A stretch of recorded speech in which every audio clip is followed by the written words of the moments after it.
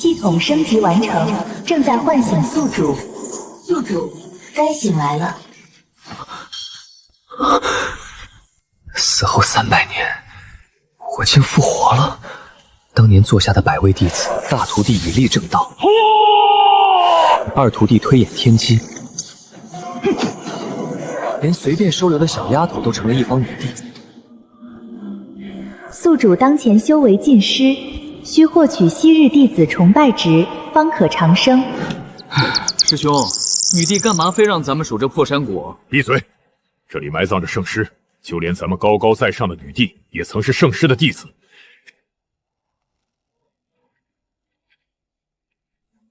两位，苍鹰阵怎么走？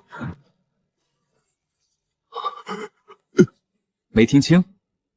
我问，苍鹰阵怎么走？这怎么可能？禁区里走出来个大活人，快去禀告女帝！女帝大人，圣师安眠的禁地，有人走出来了！师傅，你说什么？那处禁地有我布下的芳华天幕，当时无人能破。那人长什么样？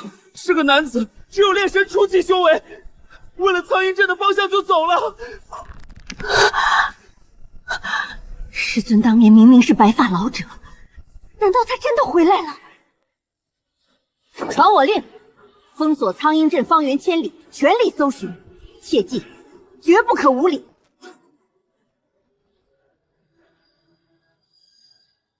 这叫阵？老丈，打听个事，可曾听过一位姓陈的女子，修为极高？没听过。客官若想找人，去城东的天机阁，只要灵石够，什么都能查到。这熟悉的狗屁不通的标语，莫非是我那二徒弟开的店？打听个人，陈万华。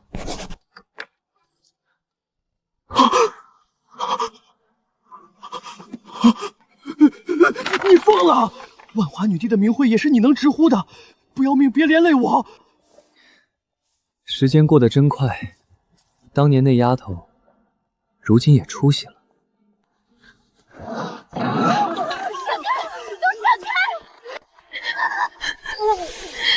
天机阁还有9月生机的下落，我师妹中了剧毒，我叶青梅倾家荡产也要买。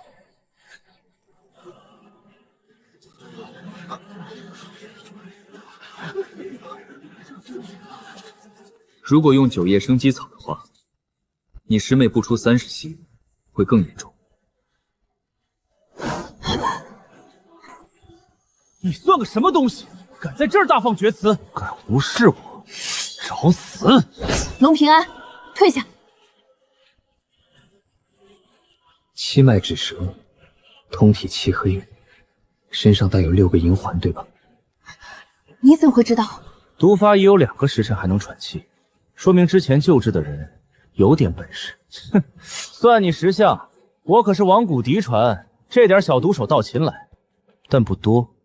9叶生机药性极烈，用下去只会催发毒素，当场暴毙。睁大你的狗眼看清楚，我乃王谷亲传弟子，你连王谷的神药都敢质疑，哪个山沟里钻出来的土鳖？阁下，王谷乃300年前崛起的医道圣地，前身是圣医堂。木星，300年前那个天天咳血的病秧子徒弟，竟然成了一代医圣。随你。我这就来搞炼制丹药。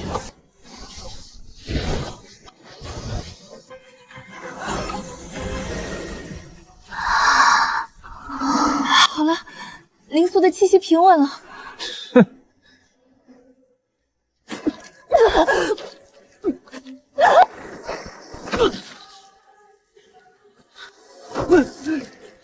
灵素，你醒醒！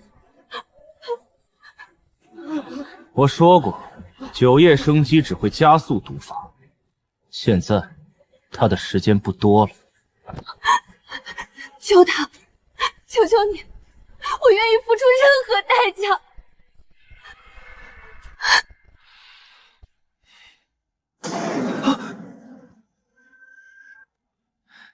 小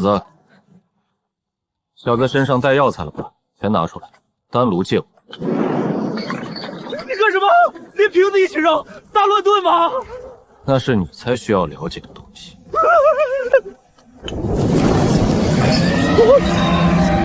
气灵幻想，连我师尊都只能勉强催动，这怎么可能？还差一位。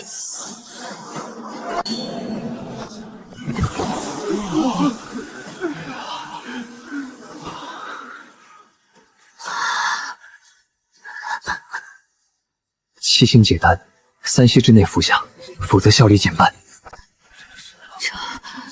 吃下去真的不会有事吗？疯了！那种乱炖出来的毒丹，天王老子也救不回来。别动，他在排毒。我体内的毒没了，活了，真活了，神迹啊！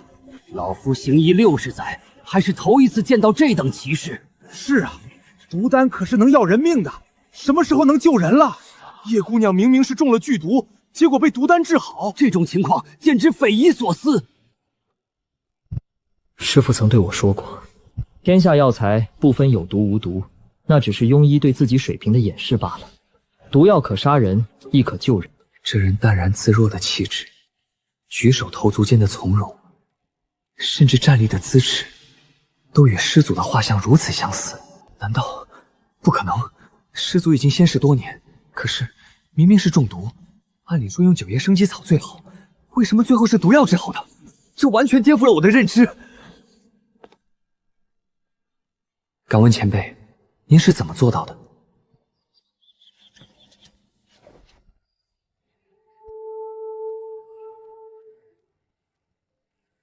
倒是想起了当年木星跟随我学医时的模样。虽然一样蠢笨，但胜在勤奋好学，也不是无药可修。七脉指蛇虽然是毒蛇，却不靠毒杀人，它是靠将自己的生命力灌注进目标的体内。你用9叶生机草，不就等于在火堆中加了一把柴？自然明白，只有用毒药对冲，才能解这个毒，这是基本道理。原来如此，难怪我的丹药不仅没用，反而加速了毒性发作。多谢前辈指点，弟子受教了。这等通透的医理，这等高深的造诣，即便放在药王谷，也是顶尖级别的存在啊！七脉指蛇明明在400年前就极少出现了，为何还会出现？难道是有人特意培育？看来此事蹊跷，得去看看才行。恩人救命之恩，无以为报。若非恩人出手，师妹今日必死无疑。不必挂怀，要不是看在万华女帝的面子上，我才懒得多管闲事。您认识我们万华女帝？认识，当然认识，比你们任何人都要熟悉。系统激活，欢迎回来。姓名陈长生，修为炼神巅峰，崇拜值寿命原有315年。这就是系统的力量吗？又多了15年寿命。每集齐100点声望，便可增1年寿命。这才一会儿功夫，就延长了15年。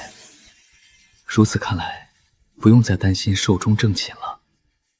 只要有足够的崇拜值，活多久都是可能的。破镜宝器曾言，唯有门下静穆才可生出静意之力。这是……可叶青梅他们并非我门下弟子，为何也能带来静穆之力？原来如此。冰，叶青梅他们虽然不是我的弟子，却是万华的门人，也就是我的徒孙辈。系统把他们也算作了广义上的弟子后辈，故而他们的崇拜也能被计入崇拜值。这是好事啊！刚刚消耗了15000点，修为直接跃升至炼神巅峰。不过，为了获取更多的崇拜值，还是得先见到万华女帝，确认其他弟子的下落。各位，告辞了。前辈，您到底是谁？我是谁不重要，重要的是你是谁。天大地大，皆可去得。趁着时间，不如试试能否冲击六合境界的壁垒。你说那人到底是谁？竟然能如此精通医术，连药王谷的丹方都能随手破解。不知道，但他绝非等闲之辈。那种对药理的理解，连我师父都未必能及。而且他竟然认识师尊。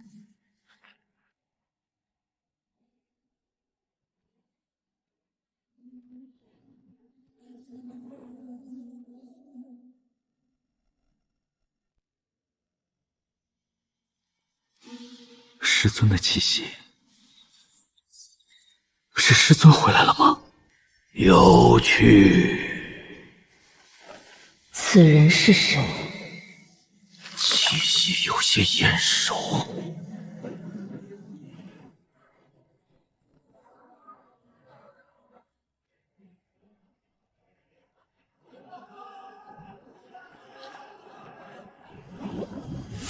那个气息，不可能，他不是已经死了吗？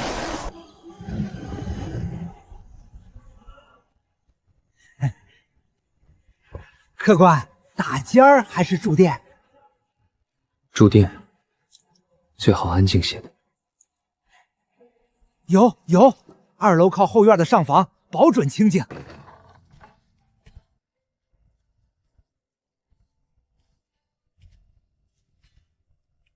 客官，需要热水吗？不必了，你下去吧。好的，您歇着。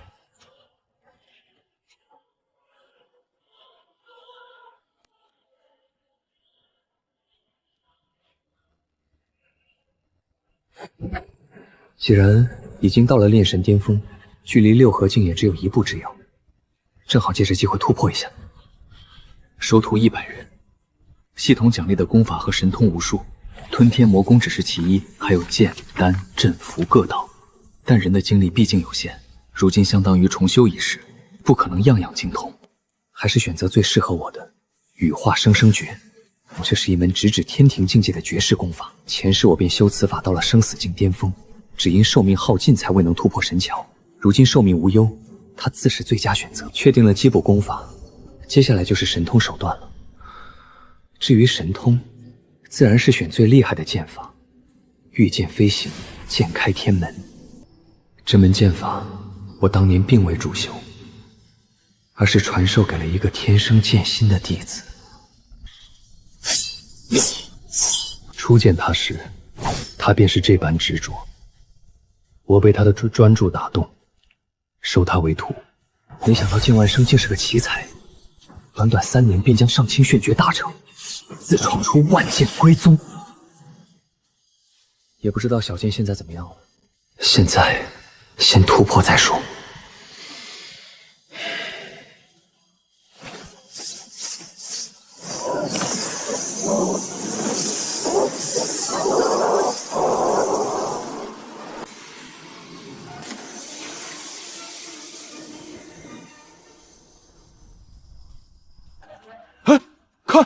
那是什么？好亮的光，莫非是有仙人降临了？六合境，天地人3才和阴阳2气，跨入此境，便能调动天地之力。来吧！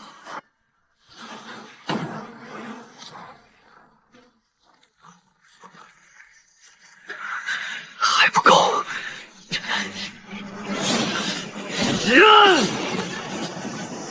我陈长生，一个在死亡边缘反复横跳的倒霉蛋。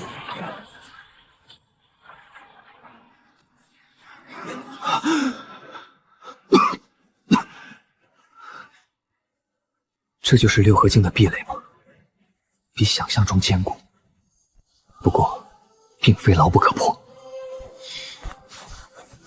既然无法一步登天，基础开始，重修羽化生生诀，以此破境。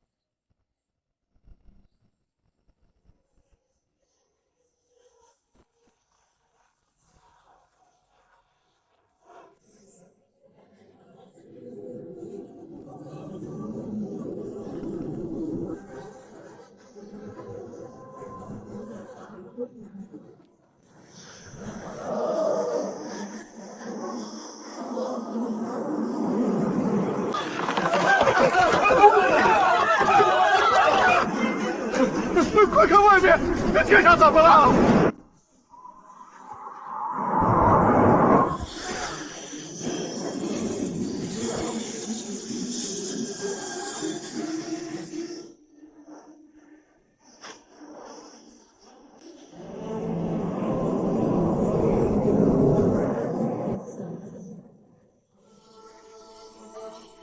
快看天上，那是什么？天哪！好壮观的景象！这是有大能者在突破境界吗？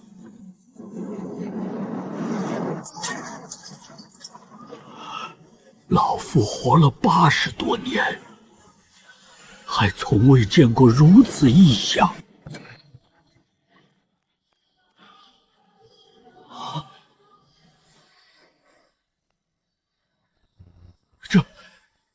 这恐怕是某位大能在突破天庭境界。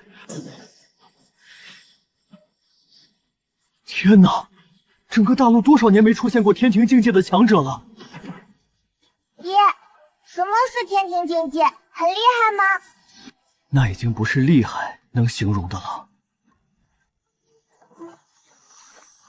传说天庭境界的强者，一念可动山河，一怒可灭城池，堪称半仙之体。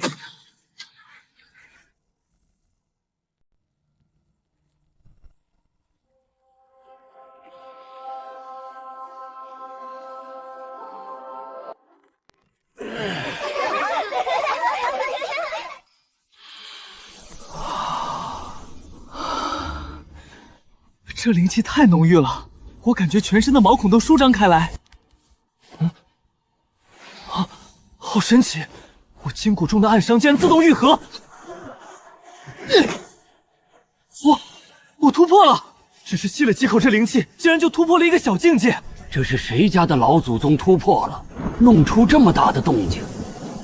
我活了近100年，还从未见过如此恐怖的异象。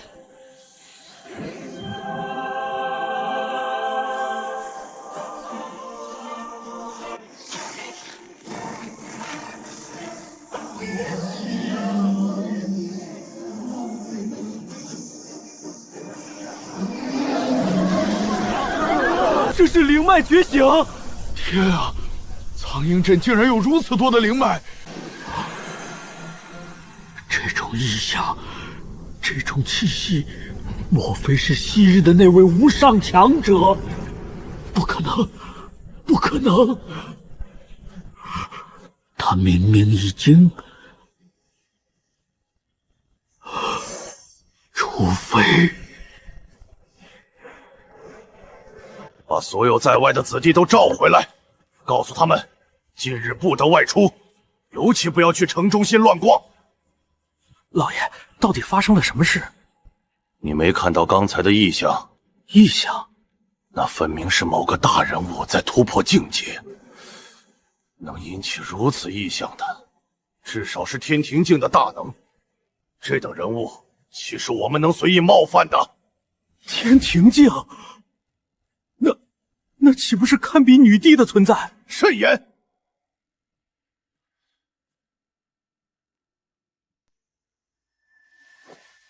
天庭境的强者，大陆上屈指可数，一个个都是可以开宗立派的存在。不知道是哪位大能路过我们苍鹰镇，竟在此突破。速速派人前往万华宗，将此事禀报给女帝大人，请她定夺。是，家主。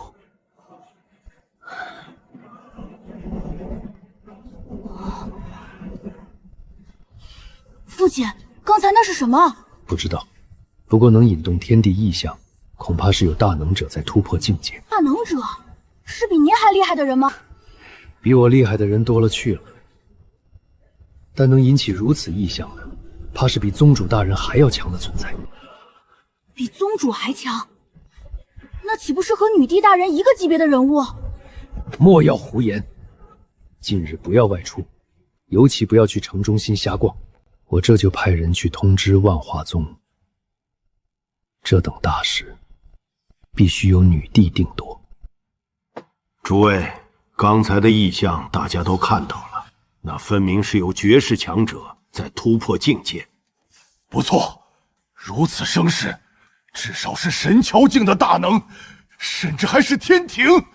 问题是，这位大能是谁？当务之急是将此事上报万华宗，无论这位大能是谁，都牵涉到我们苍鹰镇的安危，必须请女帝定夺。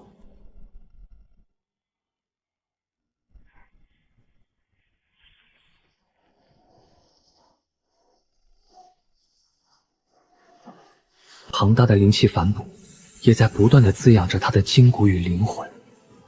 就是现在！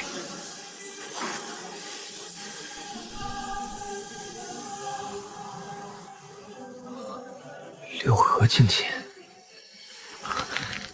真正的六合境界。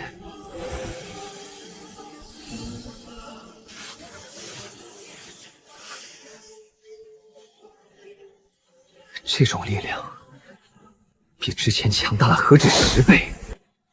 系统提示音：不用担心寿命的问题，再加上系统辅助，这突破境界的感觉真是妙不可言。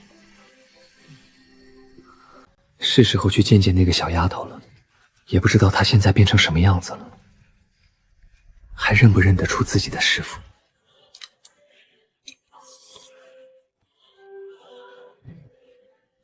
小二，向你打听个人，可知万华宗的叶青梅在何处落脚？那位万华宗的叶青梅姑娘，好像是住在城东的清风雅舍。那是万华宗在我们苍鹰镇的落脚点。听说了吗？有大能者在我们苍鹰镇突破境界了，可不是吗？我家的老槐树昨晚竟然开花了，明明都已经枯了3年了。哎呦，我婆婆的腿疼也好了，说是沐浴在那灵气中，浑身舒坦的不行。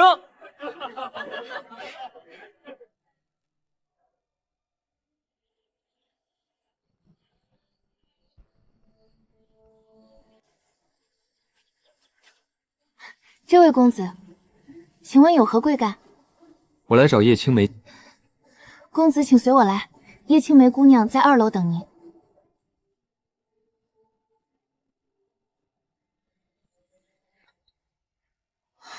恩人来了，请坐。多亏了恩人出手相救，师妹才能转危为安。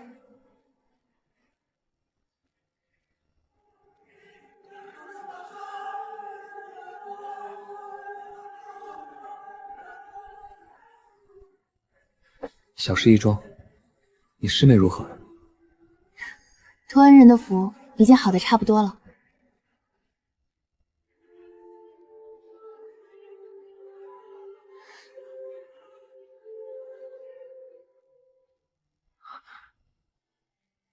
多谢恩人救命之恩，若非恩人出手，灵素已经不在人世了。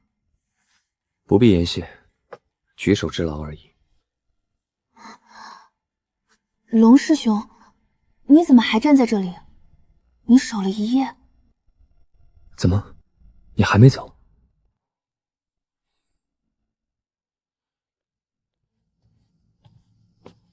弟子一直在等前辈。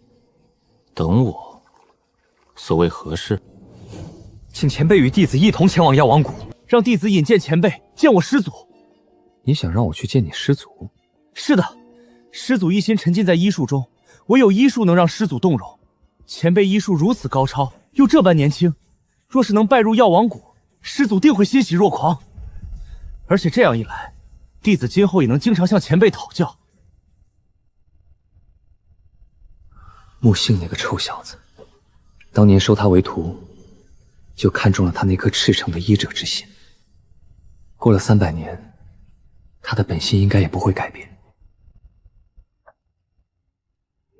好吧，我答应你。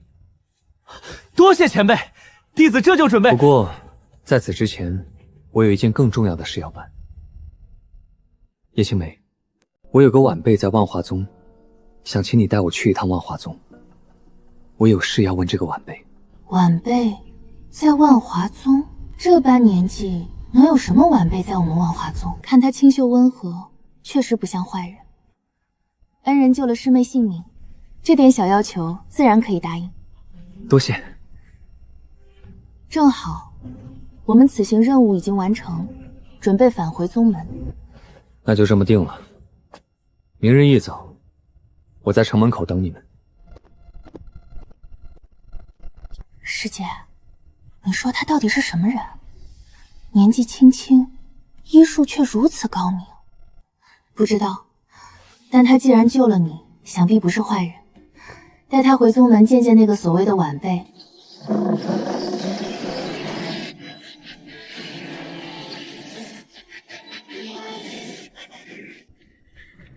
恩人久等了。不必多礼。恩人也骑马吗？我们准备了坐骑。不必了，我自有办法。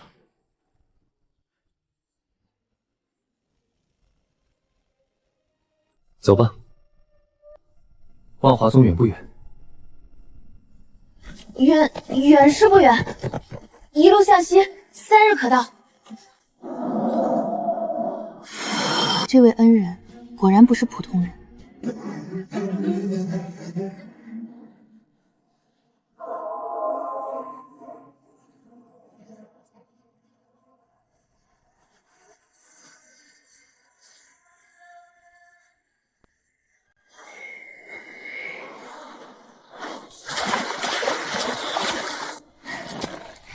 这就是万华宗。好一个万华宗，这灵气浓度恐怕比一般地方提升了100倍不止。自从女帝建立万华宗以来，不断有天才地宝被运来，加上女帝亲自布置的聚灵大阵，使得宗门灵气日益浓郁。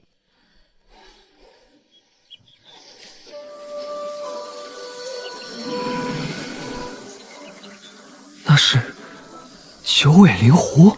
恩人好眼力，那确实是九尾灵狐，是我宗门驯养的灵兽之一，通灵性，懂人言，专门护卫山门。连九尾灵狐这等稀世灵兽都能驯养，看来这小丫头确实有些手段。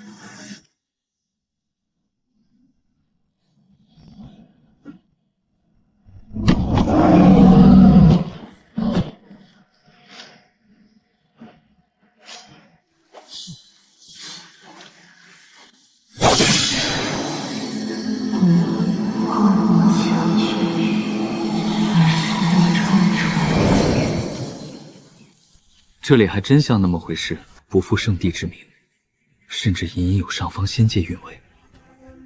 恩人过奖了，我万华宗虽然繁盛，但与真正的仙界相比，恐怕还差得远呢。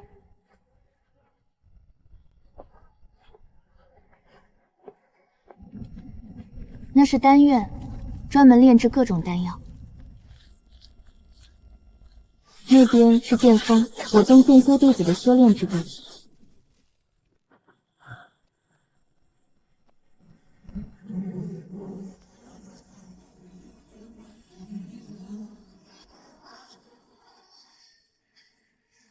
那就是女帝宫殿，就是女帝宫殿。通常只有女帝的命令传下来，几乎见不到女帝的面。是吗？女帝平时很少出现。是的，女帝常年闭关修炼，只有重大事件才会现身。听长老们说，女帝正在冲击更高的境界。楠楠，300年了，你过得还好吗？那时的你，只是一个在街头乞讨的瘦小女孩，衣衫褴褛，面黄肌瘦，却有一双倔强的眼睛。谁能想到，当初那个连饭都吃不饱的小姑娘，如今已经成了威震大陆的女帝，建立了如此庞大的宗门，统领着数百万弟子。时间，当真是一种奇妙的东西。恩人说什么？没什么，我只是在感慨，时光无情，世事变迁。恩人，您要找的晚辈究竟叫什么名字？或许我能帮忙打听一下。我虽然不能带您直接去女帝宫殿，但若是知道了名字，或许能通过其他途径。不必了，我已经找到了。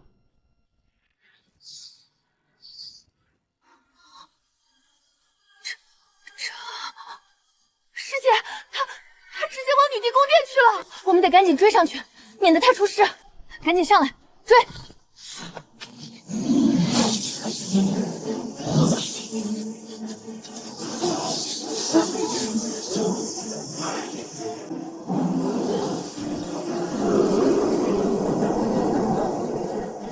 楠楠，300年了，你过得还好吗？恩人前辈，请留步，那里是禁地。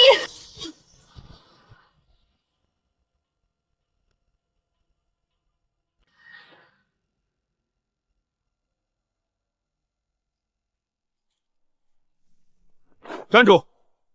前方禁地，闲杂人等速速退去。这6人竟都是7星境界巅峰。我如今虽只是6合境界初期，但他们还能拦不住我。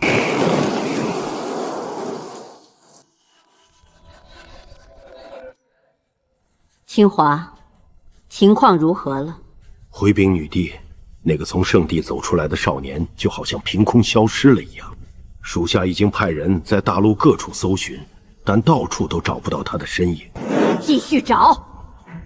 另外，天机阁那边呢？已经委托天机阁的人全力寻找，若有消息，天机阁承诺会第一时间通知我们。那个少年一定和师父有关系，一定要找到他。我跟随女帝200余年，还从未见他有如此大的情绪波动，如今竟为了一个来历不明的少年如此关心。莫非就像话本里写的，宗门宗主爱上扫地弟子？难道女帝是看上了那个少年？若真如此，这少年的来历可就大有蹊跷了。你在想什么？弟子不敢有任何非分之想，只是担心女帝为一个外人如此操心，是否值得？他不是外人。那他是？够了，继续找人，不必多问。是，属下遵命。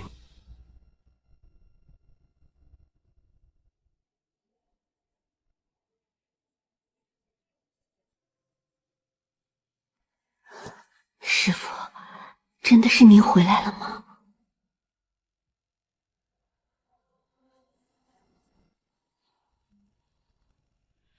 我是来找人的。找人？你能找到这里来？这里是万华宗的禁地，非宗门重要人物不得轻易靠近。阁下若是再强闯，别怪我等不客气。且慢，且慢！白师兄，抱歉，抱歉。这位是我在外执行任务时结识的恩人。恩人，这里是禁地，我们不能贸然闯入。若是惊动了宗门大阵，后果不堪设想。看来是要来硬的了。恩人，我们先下山吧。再不走，休怪我等不客气。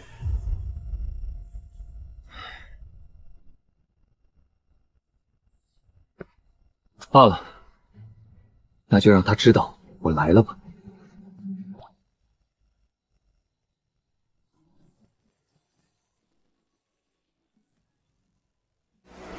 怎么回事？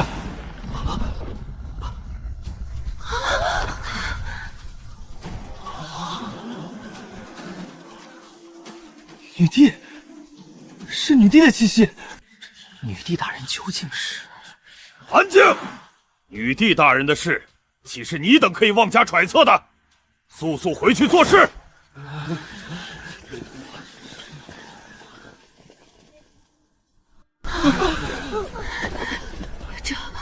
这就是神桥境界巅峰的力量吗？光是气息就如此恐怖，简直不可思议！完了！肯定是你触怒了女帝大人！快走，快滚！你还愣着干什么？女帝大人一旦发怒，整个万华宗上下没有一个人敢忤逆。你若不走，不仅你性命不保，连我们也要跟着遭殃。求求你了，快离开吧！恩人，我们先回去，改日再来不迟。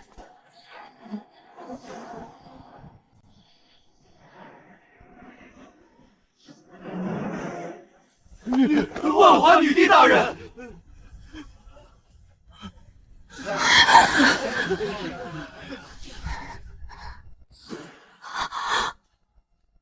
小丫头，长大了。师祖息怒，弟子这就带恩人离开。恩人不是有意冒犯，还请师祖海安。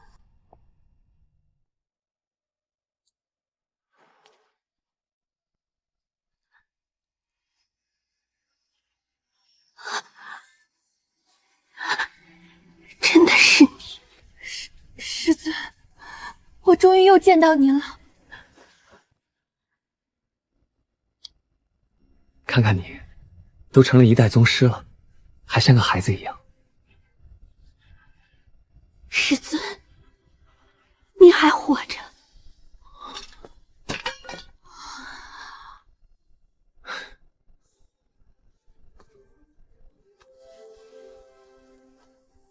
都多大年纪了，还这般莽撞？难不成陈长生之前说要来找的那个晚辈，就是万华女帝？师尊，我好想你。姐姐，我是不是眼花了？女帝大人怎么会？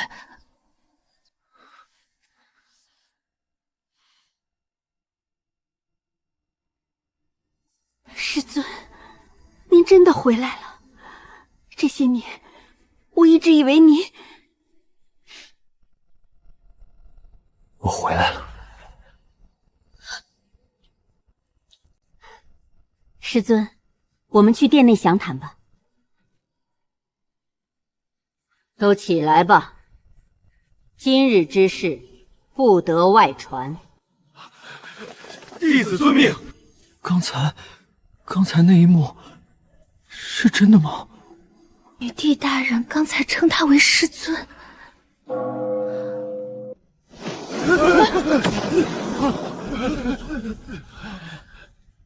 拜见清华长老。师尊，这是什么情况？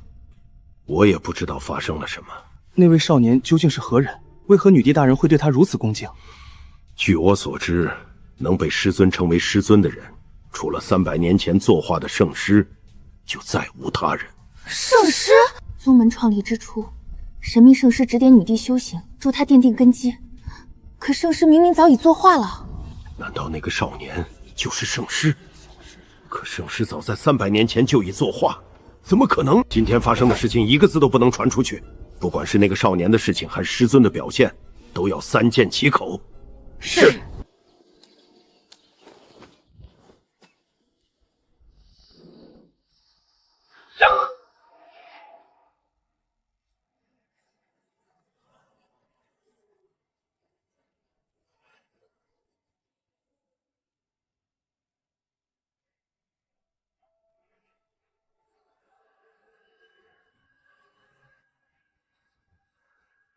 楠楠，师尊不在的这些年，帝儿经常来这里坐坐，总觉得这样能离师尊近一些。请师尊用茶。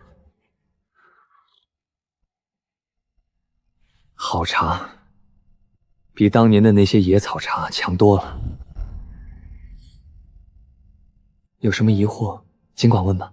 师尊，您怎么变得这么年轻了？虽然样貌变了，但这股熟悉的气息绝不会骗人。怎么样，为师年轻的时候还是蛮帅的吧？师尊天下第一帅，还行吧，天下第二。老师3才是最帅的。不管怎么说，在我心中，师尊的地位无人可以动摇。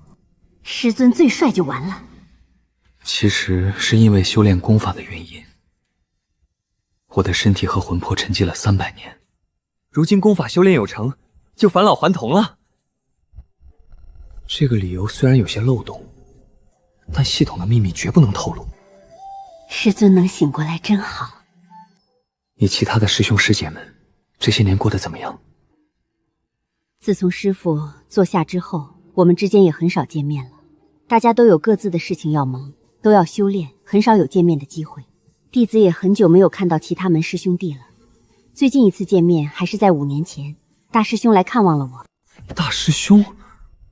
没记错的话，老大是一个无法修炼的废物，从出生开始就感受不到灵气，也就意味着一辈子没法修炼。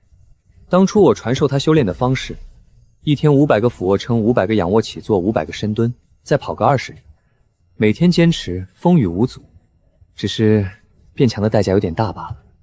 哼，大师兄现在很好，他创建了自己的宗门，且专收无法修炼灵气的弟子，将他们培养成体修。如今体修在大陆上算是一支颇为强大的势力了。不愧是老大，这么多年还是一如既往的固执。师尊，需不需要把您重新出现的消息通知给其他师兄弟？大师兄他们若是知道您回来了，一定会非常高兴。300年的光阴，谁能保证维持本心？我身上的秘密很多，知道秘密的又都是昔日弟子，轻信他人往往最容易招致麻烦。暂时不必，我刚刚回来，很多事情还不了解，先稳妥些，慢慢接触吧。弟子这就去安排，立刻封锁消息，不让师尊的事情透露出一丝一毫。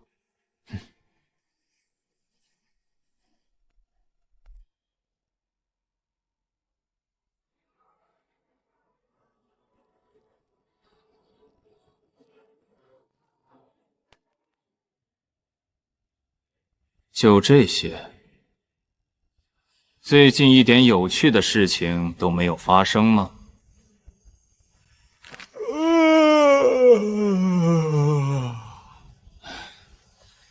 而且下次这种某某宗门长老搞地下情的事情就不要拿来了，真没意思。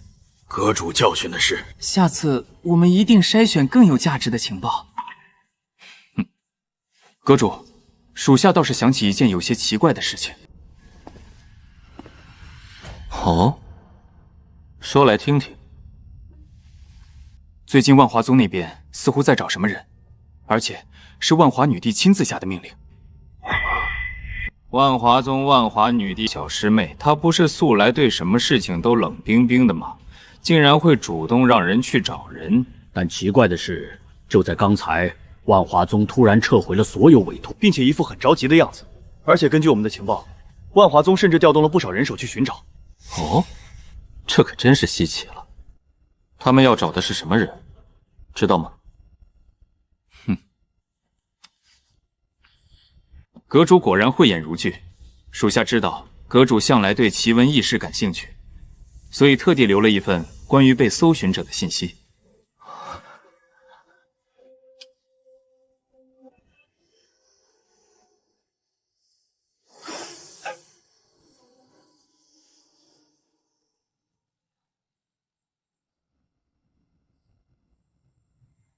你来了。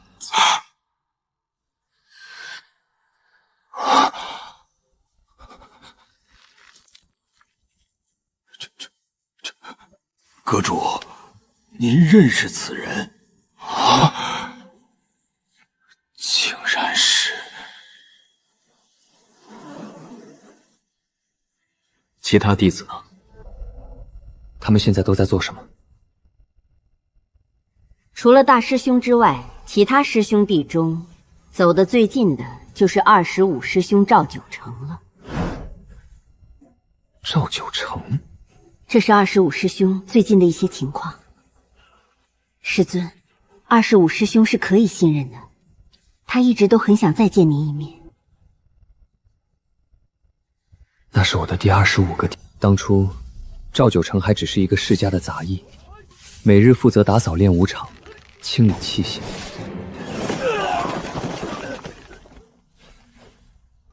想不想修炼？我要变强。于是我收下了他。他展现出了极高的天赋，特别是在刀法方面，我便将自己所学的刀法倾囊相授。天生是修炼刀法的料子。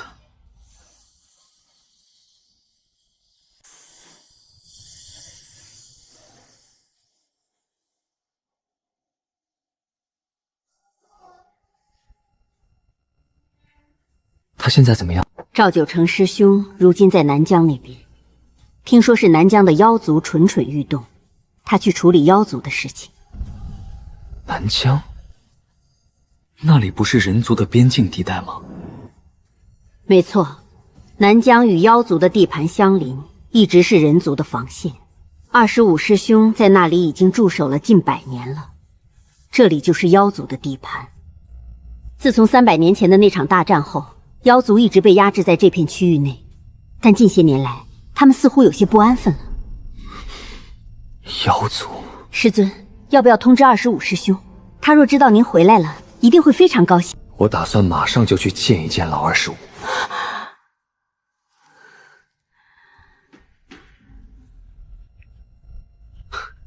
况且赵九成那小子向来是个刀痴，除了刀法之外，心中再无其他。要说他会变心，我是不太相信的。既然要见，不如趁早。师尊说的是。怎么了？师尊，您才刚回来，就要离开，弟子朵儿有些舍不得。傻丫头，我很快就会回来的。如今我重新苏醒，那我门下的弟子就一个都不能少。不管他们变成什么样子，我都应该去见一见他们。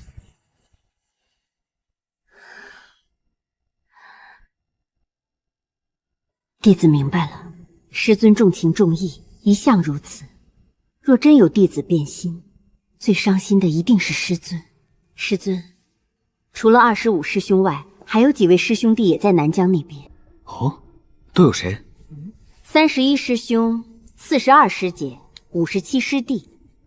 他们虽然不如25师兄位高权重，但也都是南疆的中坚力量。如果师尊有机会，也可以见一见他们。他们若知道师尊回来了，一定会非常高兴。那是自然。既然去了南疆，我自然会把那边的弟子都见一遍。毕竟，这些可都是我的弟子啊。你先忙宗门的事情吧，我这就动身前往南疆。师尊，这是万华宗的身份令牌，持此物可以畅通无阻地通过各大城池和关卡。另外，这是一些灵石和丹药，请师尊一定要收下。路途遥远，弟子担心师尊会有不便。好，我收下了。师尊一路小心。若有任何需要，弟子随时恭候师尊召唤。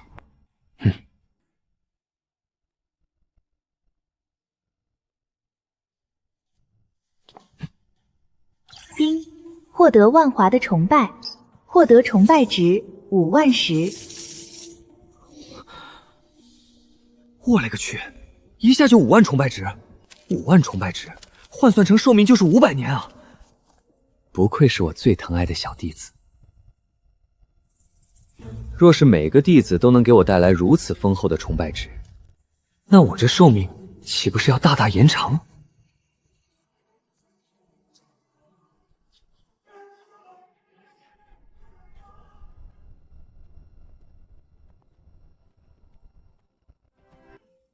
老大，老25。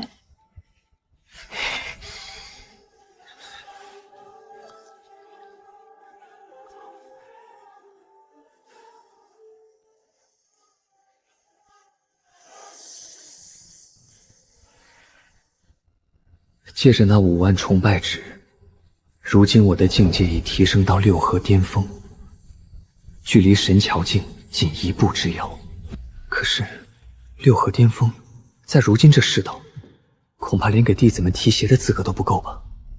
他们如今恐怕大多已达到，甚至超越了能撼动山河的神桥境。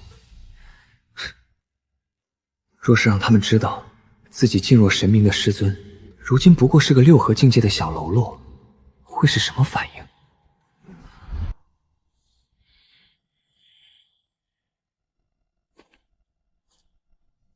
这便是瑶关吗？传说中能斩断一切因果的地方。300年前我曾来过这里，那时的瑶关还只是一个小小的边境哨所，如今已发展为边境重镇。时光荏苒，沧海桑田。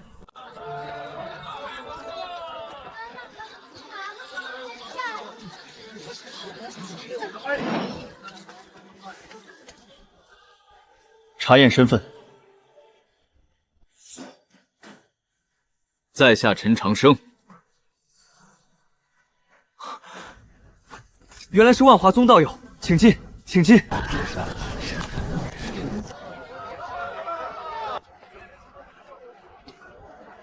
长生们跑！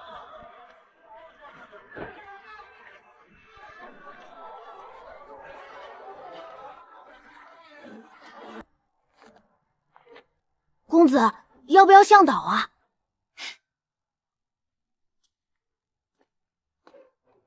公子，瑶关城的路可复杂了，没有向导，您肯定会迷路的。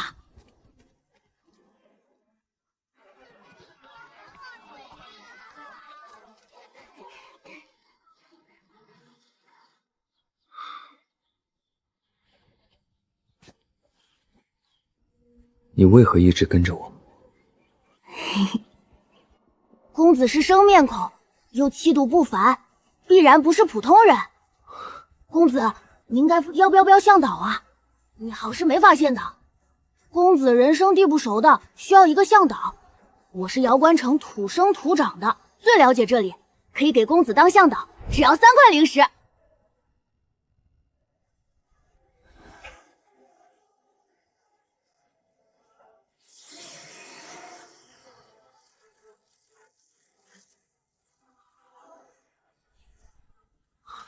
这是半妖啊！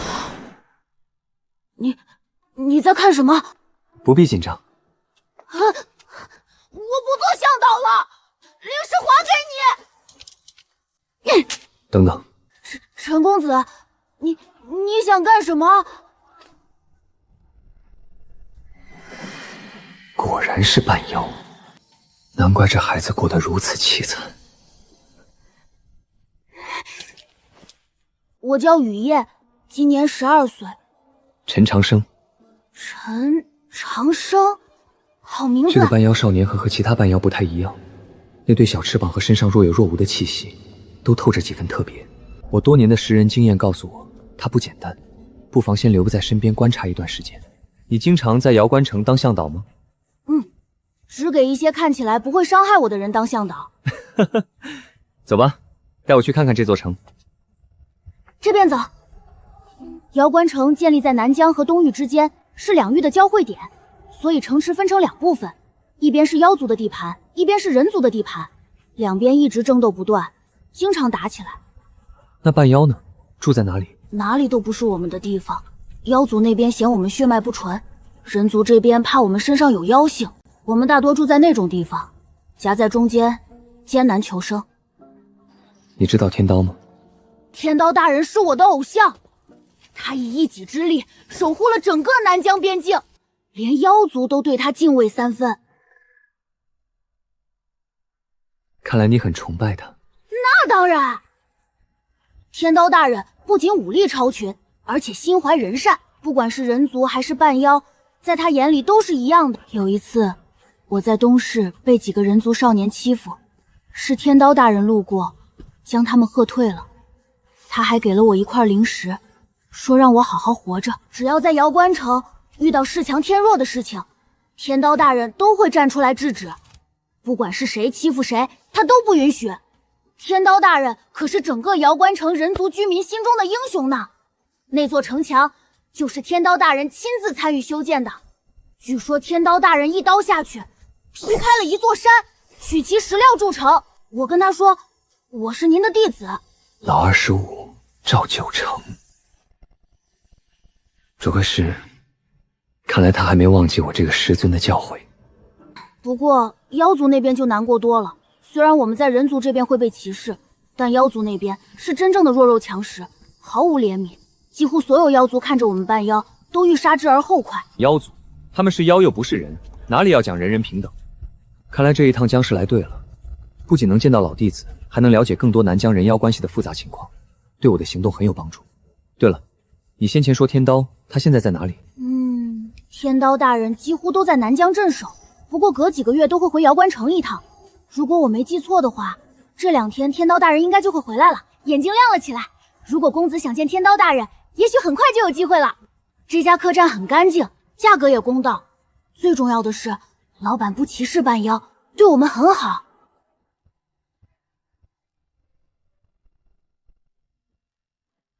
小雨又带客人来了，这位客官要住店？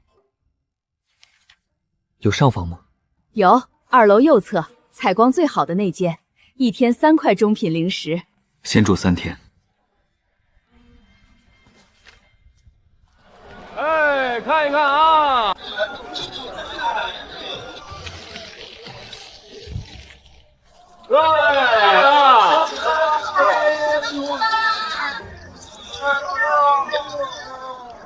南疆特产千年灵果，提升修为。快点！怎么了？难道瑶光广场开启了吗？瑶光广场是什么地方？为何这么多人都往那边聚集？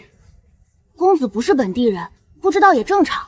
瑶光广场位于瑶关城的中心，是整个城池最核心的地带。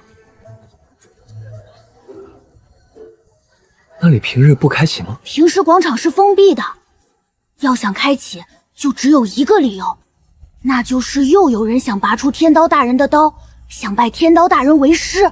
什么？拜那个拜他为师？还有这样的流程？要拜天刀大人为师的人多如过江之鲫，哪怕天刀大人一律拒绝，拜师的人还是络绎不绝。为了清静，天刀大人在广场中央插了一柄刀。天刀啊，那可是天刀！今天的瑶关城可是比过年还要热闹。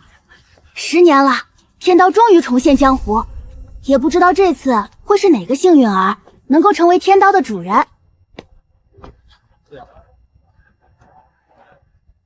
快看，就是这里了！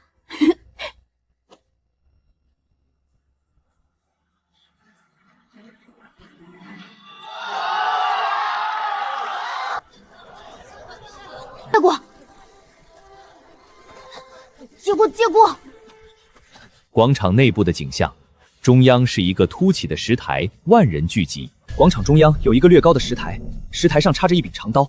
广场上已经聚集了数千人，嘈杂的议论声此起彼伏。陈长生和羽翼在人群中，听说了吗？这次陆家和吕家都来了，可不是吗？2家都是瑶关城的大族，各自都有不小的势力。听说这次他们都下了血本，派出了家族中最有天赋的年轻人。不仅如此，还听说魔元族也来人了。魔元族，那群粗鲁的畜生也敢来拔刀，真是癞蛤蟆想吃天鹅肉。替妖族找回场子，给妖族长脸。还真是到哪里都有这种无聊的种族对抗。来了，看，这是陆家的人。看呐，真的来了。他可是下一代的家主继承人啊，年纪轻轻就已经是7星后期的境界，未来成就生死境界不成问题。7星后期，拔刀的头号热门绝对是吕梁莫属。都别争了，魔元族的力气可是出了名的大，拔个刀还不是轻轻松松？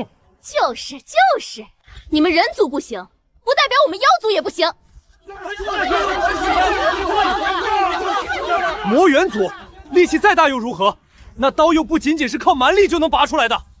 就是，天刀大人的刀。越来越好奇了，赵九成到底插了什么刀在那里？让开点，让开点，让开点，让开点！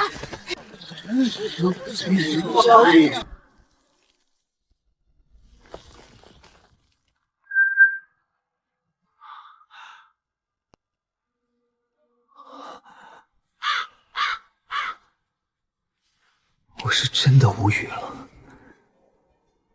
那柄刀我认识。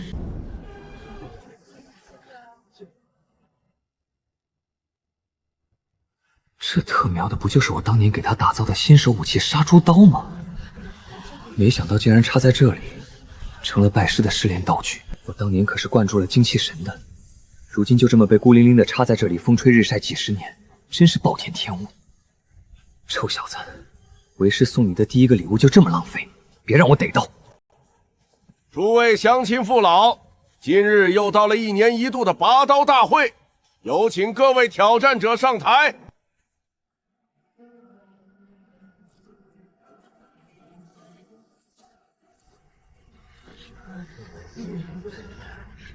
陆浩是陆浩，是陆浩！在下陆浩，今日特来一试天刀大人的天刀试炼，望诸位见证。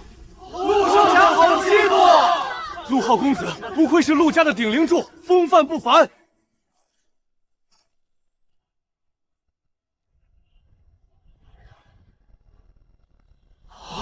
吕梁，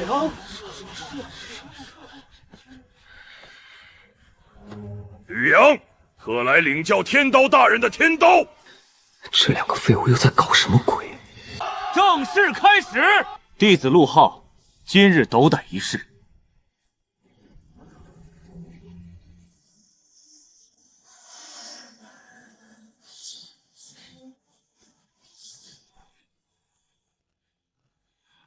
陆家刀法第一式，开天！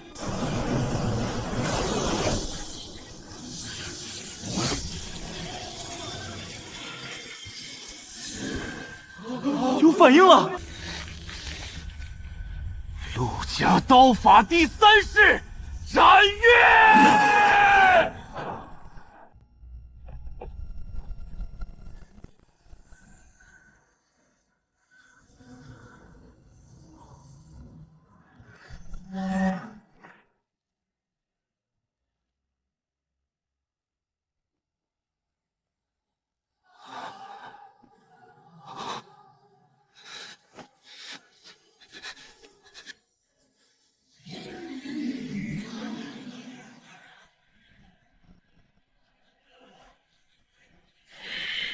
天刀当！啊！天刀破！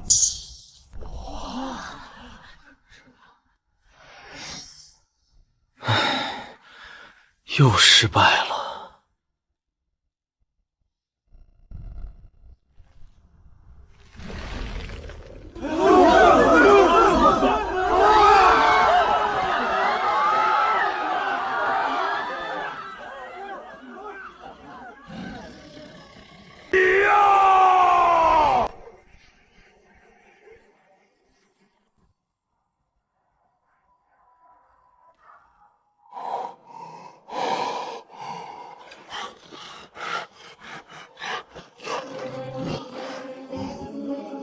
可能。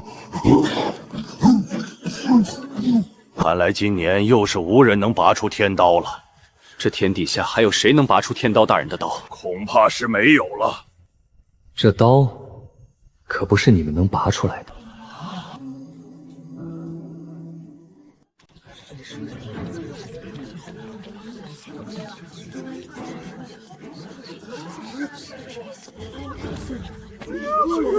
这小子疯了吧？哪里冒出来的愣头青？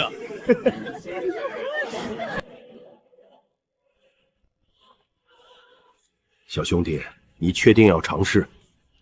拔刀需要深厚的修为和对刀法的领悟，非同小可。试试又何妨？唉，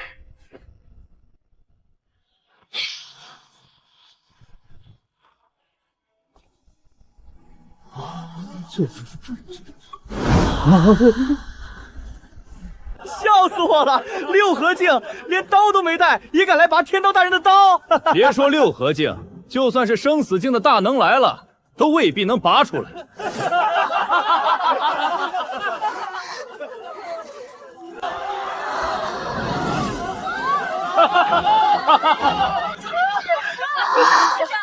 够了！阁下从何而来？练的是哪家刀法？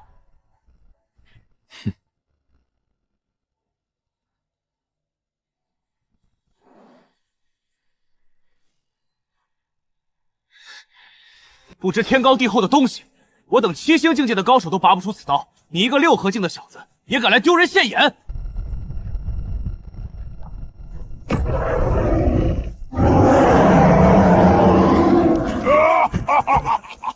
你们人族怎么派这样的小蚂蚁来？人族没人了吗？派这种弱鸡上来！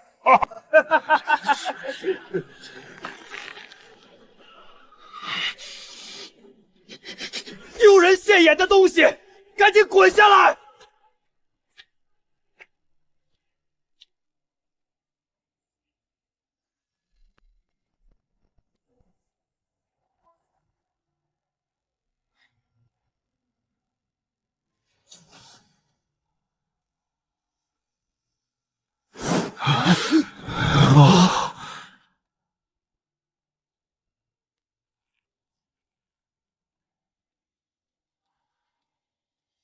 赵九成那个臭小子，就这样把你留在这里，等我见到他，一定打烂他的屁股。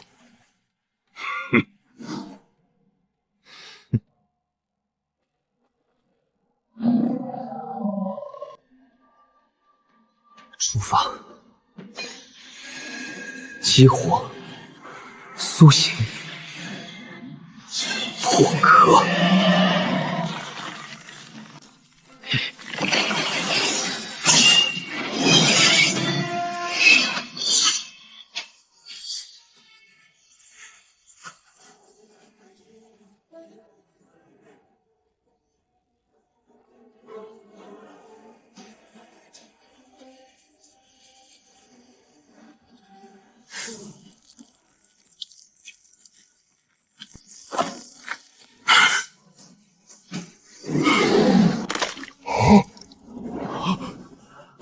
拔出来了！我没看错吧？怎么感觉他不是拔刀，而是刀自己飞到他手上了？不可思议！不可思议啊！南疆要变天了！我就知道公子能行。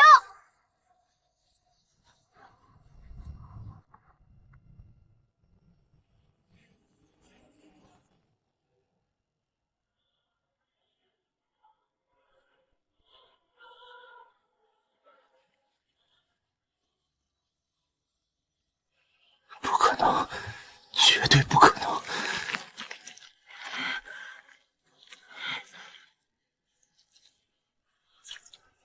他甚至连刀法都没有催动，只是伸了下手，刀就……他做到了！那个连20岁都不到的少年做到了！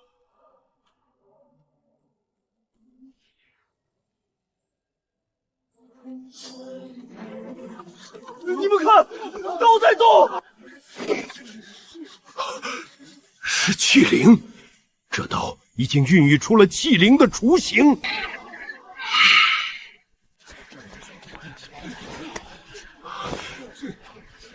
敢问阁下尊姓大名？长生。难道他就是天刀大人所说的那种人？能拔出这柄刀的，除了我和师尊之外，唯有刀道的绝世天才。不愧是我300年前亲手打造的，即便是再普通的材料，也挡不住他成长的潜力。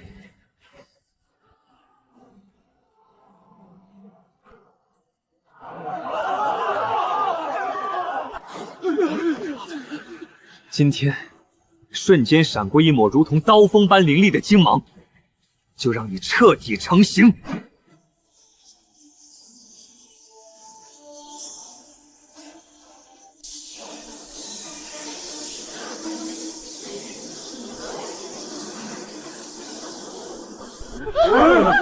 这怎么可能？发生了什么？好美！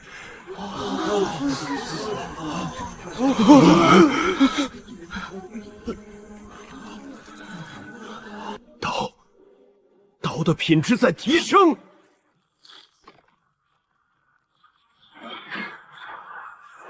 啊！怎么可能？就因为他弹了那一下。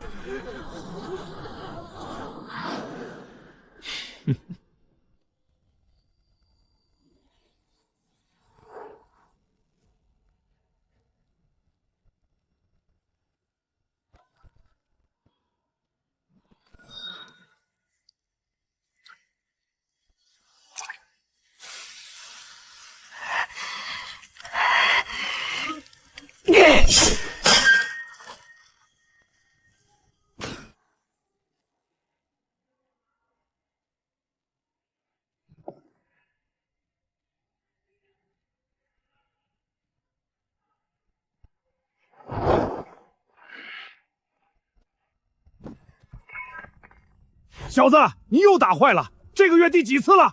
滚出去！别在我这儿碍眼！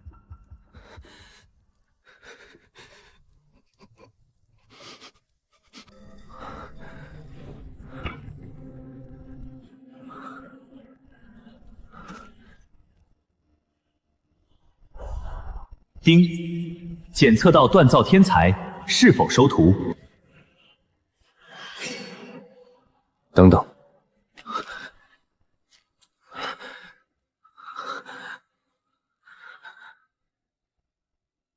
你叫什么名字？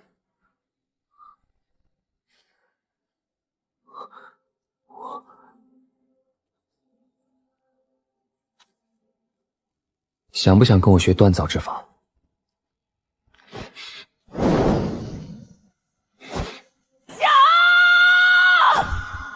天下万般神通皆可成道，哪怕是锻造之法也不例外。只要你有心，就能打造出全天下最厉害的武器。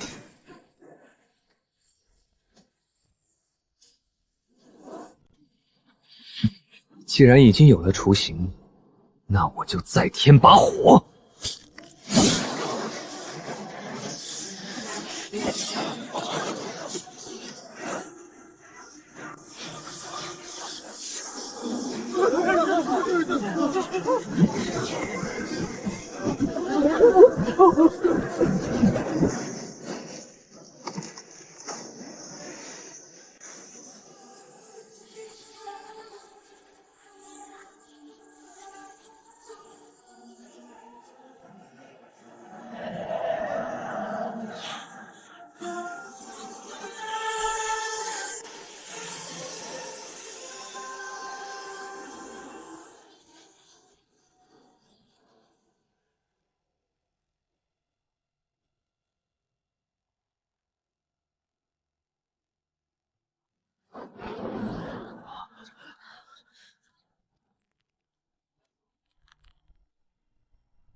刀灵杀猪，拜见主人。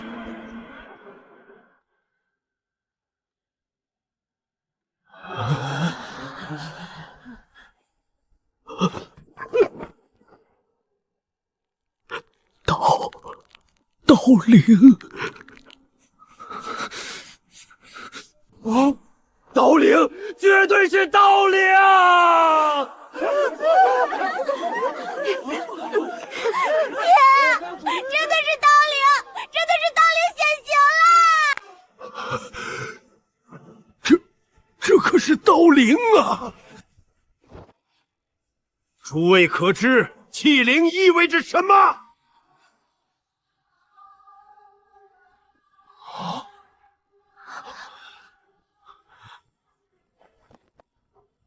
拥有气灵的兵器，可在战斗中自主辅助主人，洞察战局，预判敌招，甚至能在千钧一发之际自行出招护主。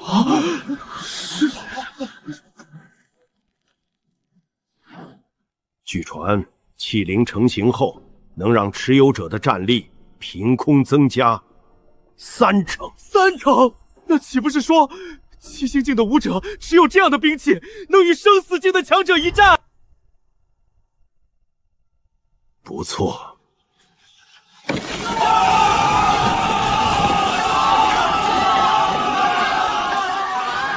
难怪强大的宗门都视器灵为珍宝。必须有极上等的锻造之法，必须用异于凡俗的天材地宝，最后。打造者必须将自己的一丝神魂注入其中。现今大陆上能锻造出孕育器灵的兵器的，恐怕只有那位神断王了。神断王？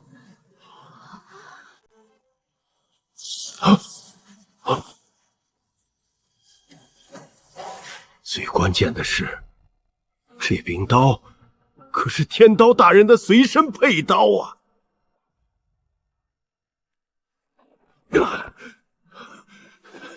天刀大人佩戴它几十年，都未能孕育出器灵，而这位少侠只是轻轻一弹，就让器灵显形了。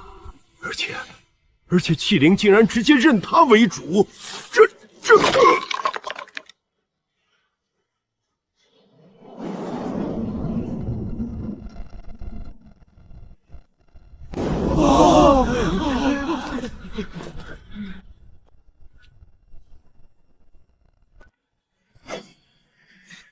老夫活了近200年，从未见过如此奇事。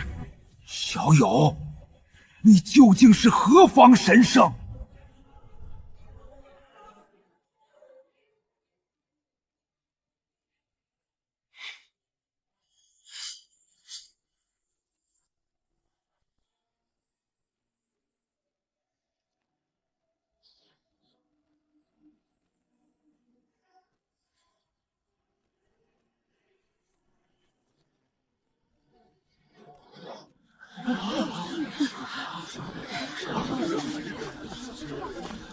我现在真想知道，天刀大人见到这一幕会作何感想？天刀大人当年说过，能拔出这把刀的只有刀道天才。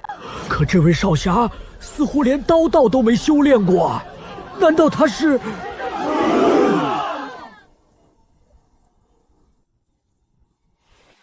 刀灵杀猪？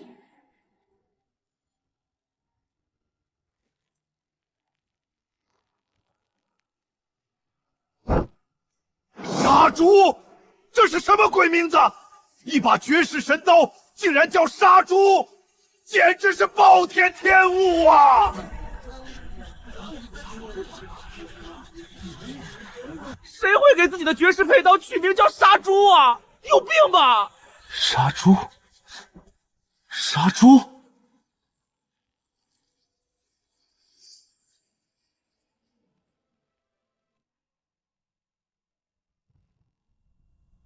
难道不应该叫天刀或者破云、斩月之类的吗？这取名的思路简直烂得不行，一点气势都没有。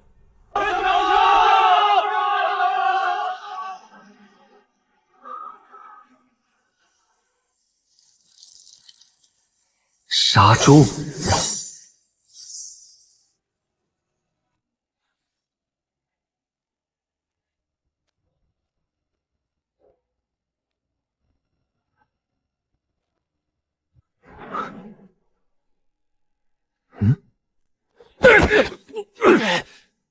付出去昔日天骄！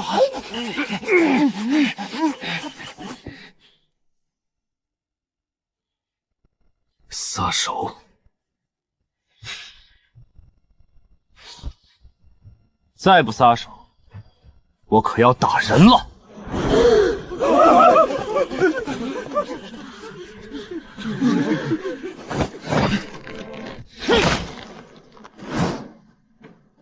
那先生就打死我们吧！死了也值了。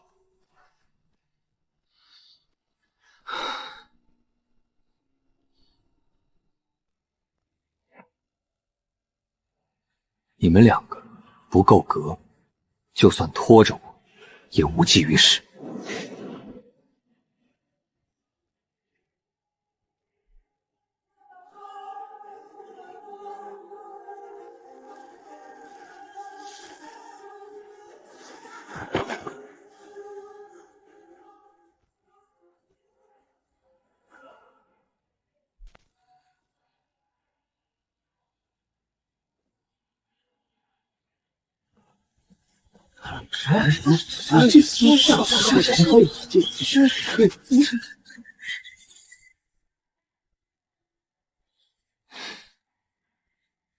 我这一趟要去南疆深处找人。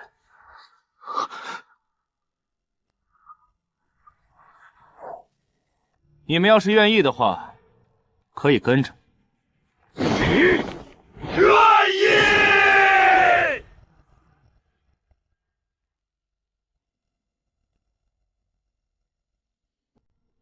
别急着回答，我可不会保证你们的性命安全。若是遇到我也对付不了的，我会第一时间开溜。要是你们能和我活着回来，并且通过考验，我可以考虑指点你们一二。先生，我们同意。横竖都是死路一条，若能追随先生，便是死了也值。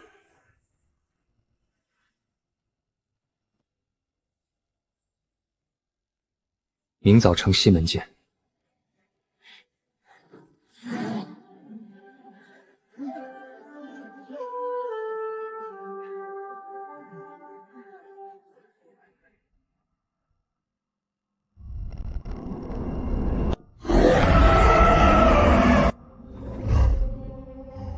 不可能！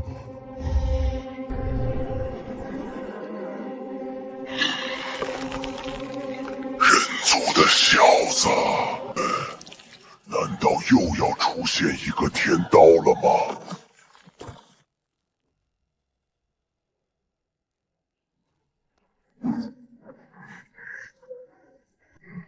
不行，绝对不行！一个天刀就已经够麻烦的了。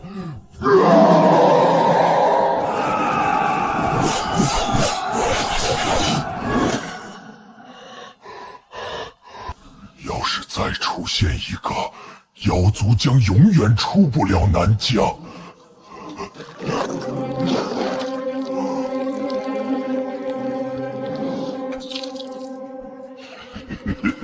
去南疆处，那里可是我们的地盘。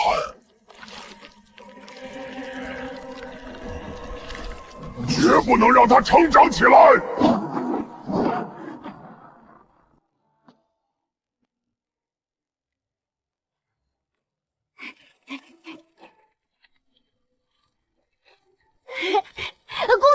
公子，你真的太厉害了，连天刀大人的刀都被你拔出来了，还认你为主。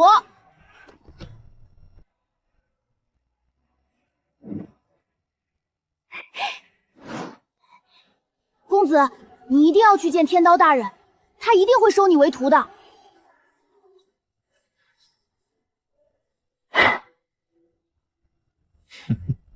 他要收我为徒，那得看他有没有那个胆子了。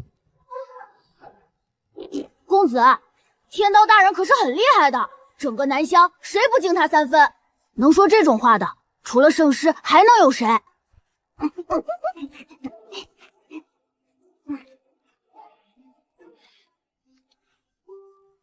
可公子，你看起来这么年轻，肯定不是圣师吧？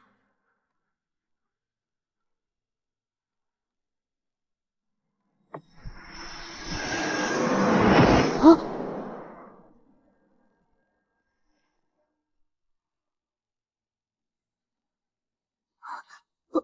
公子，你看什么呢？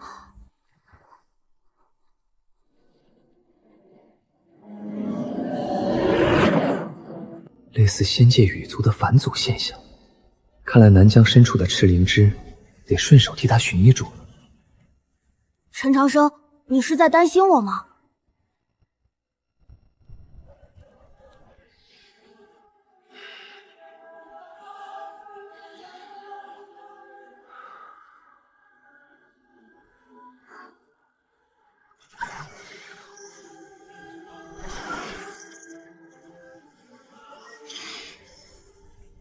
路人的震惊，竟然也能耗出500年的寿命。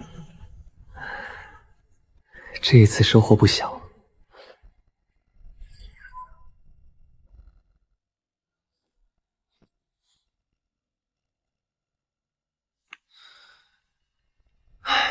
崇拜值虽好，但要突破到7星境界，还得靠自己把这瓶水装满啊。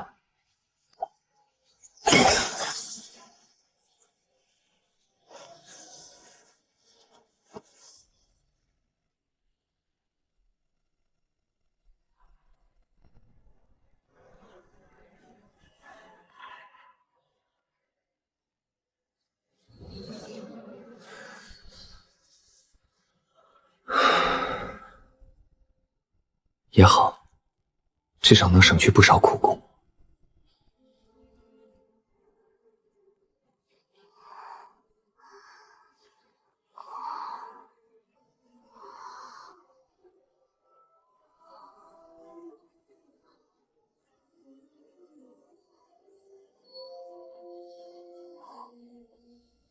羽衣，我想问问，如今南阳的情况可有什么变化？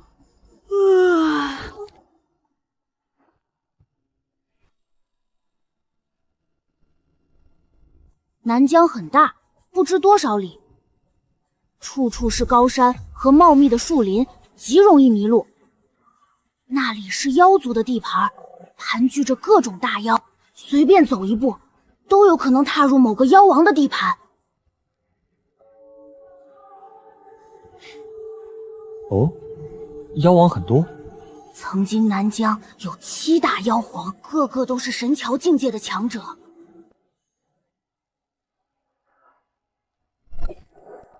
不过自从天刀杀入南疆之后，7大妖皇就只剩下4个了，剩下的3个全都死在天刀的手中。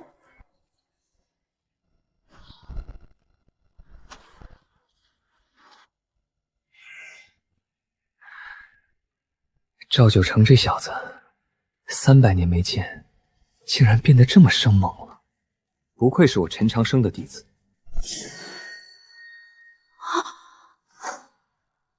公子，你认识天刀大人？算是故人吧。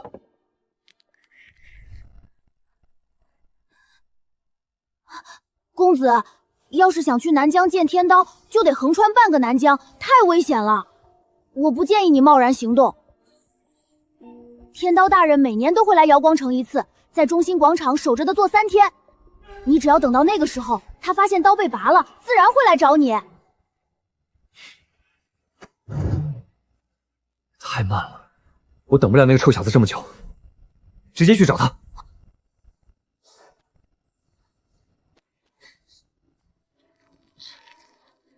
那我也要去，我熟悉地形，能带公子规避危险。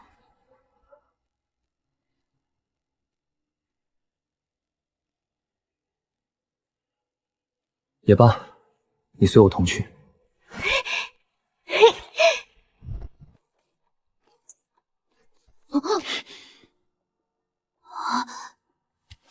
这么晚了，谁啊？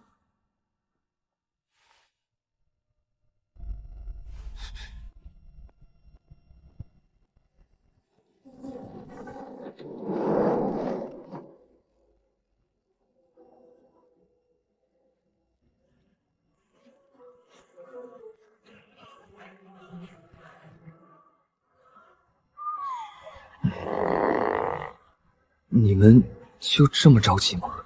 当然，出发前当然要做足万全的准备。当然，时不我待，刻不容缓。先生放心，这次我们准备的十分充分，无论如何也要完成先生的考验。听好了，这次我要去南疆中心，不是普通的历练，那里很危险，随时可能有去无回。要是现在反悔，还来得及，没人会笑话你们。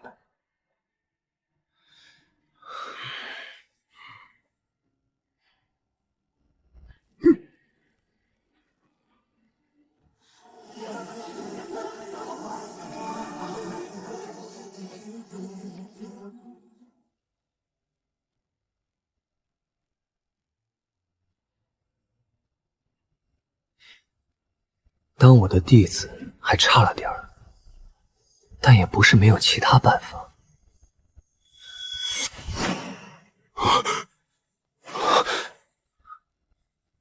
收拾一下，半个时辰后出发。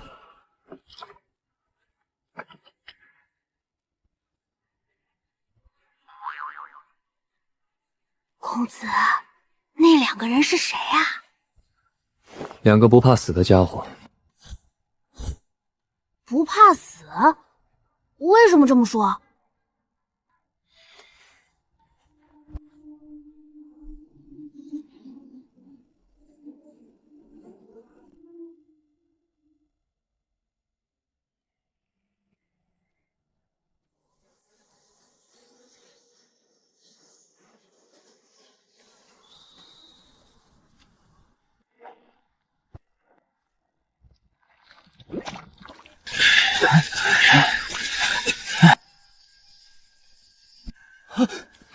那是什么？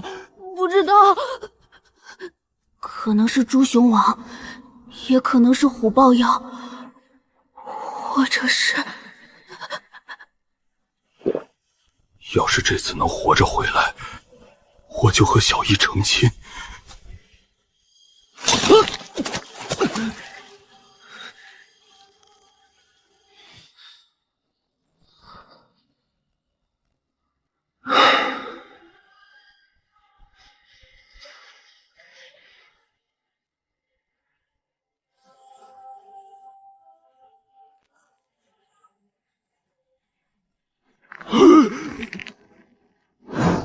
羽翼，你熟悉路，到前面来带路。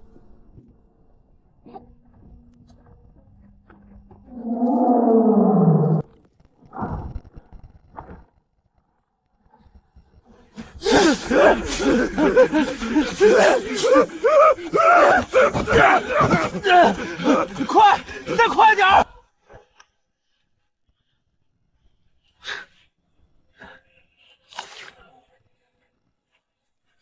跑快点，跑快点！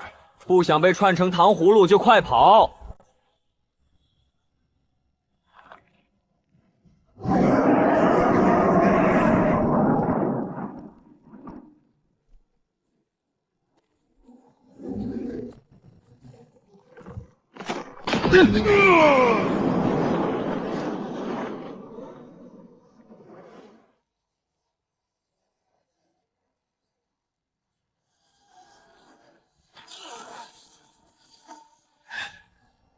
要死要死！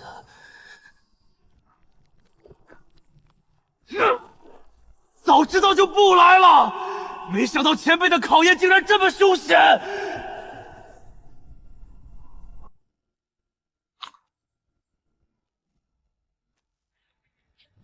这才只是南疆的外围，还没到南疆深处呢。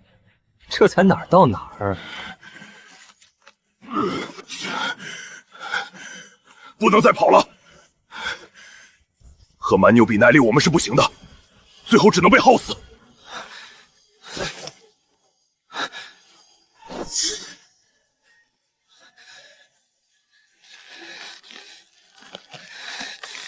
是时候反击了！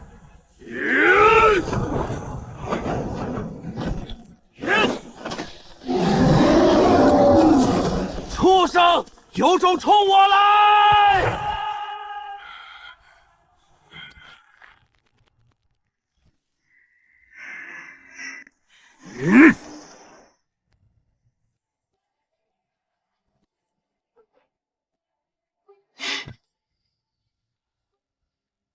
这还差不多。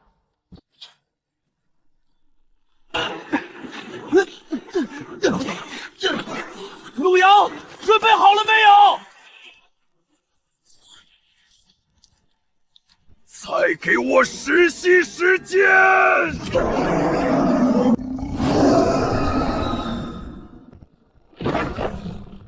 休想！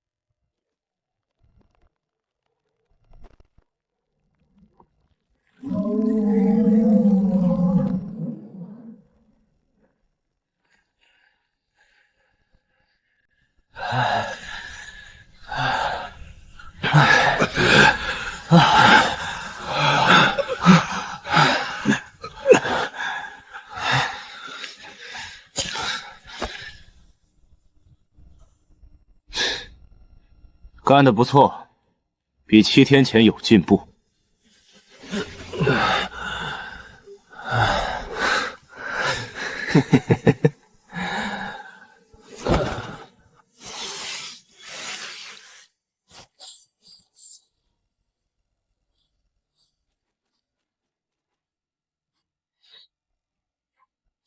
雨燕，去旁边捡些干柴来。好嘞。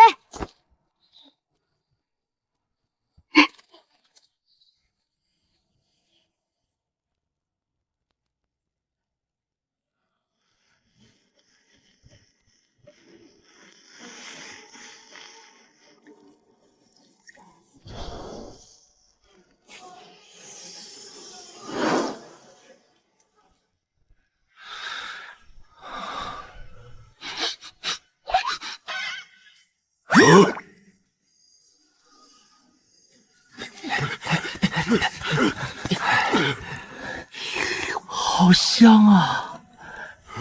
先生，好了没有？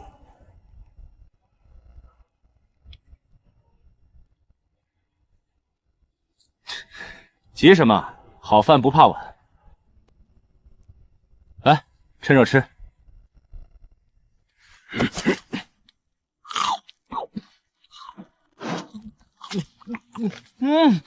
太好吃了！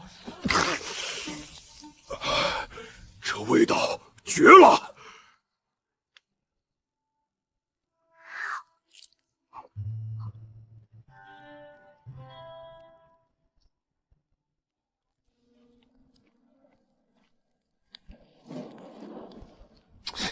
慢点吃，又没人跟你们抢。怎么样？最近刀法提升的如何了？这几日你们的刀法可有精进？先生，这几天的刀法确实有了10步的精进。是啊，要是在之前遇到这种堪比生死境界的大妖，我们绝对撑不过1回合。我们就算是拼尽全力，也没法斩杀。现在不一样了，我们2人联手搏杀生死境界的大妖也不成问题。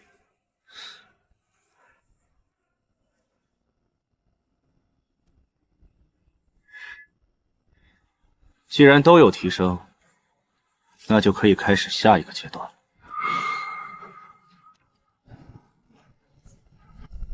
你们都得死！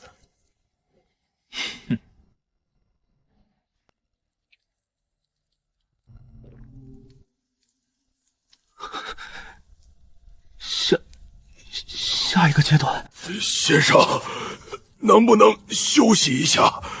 我们已经快燃尽了，再战斗下去，人都要没了。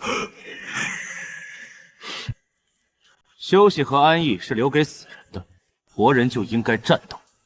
先生简直就是魔鬼！就是，明明看着清秀儒雅，可一旦教导起人来，就换了一个人似的，简直是照着操练死我们去的。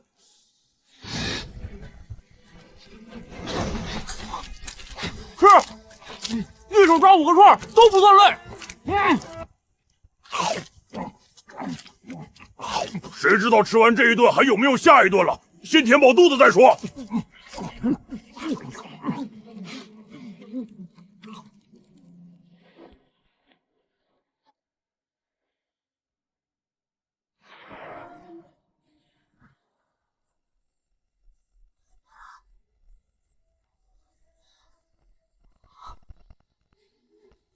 这是生死境界药王的妖丹，吸收掉吧，对你有好处。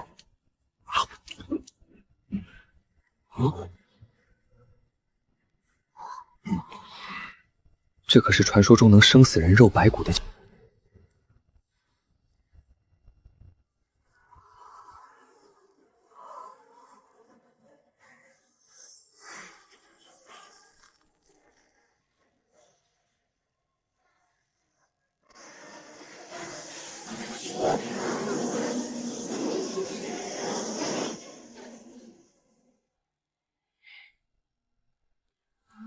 照这个趋势来看，应该没什么问题。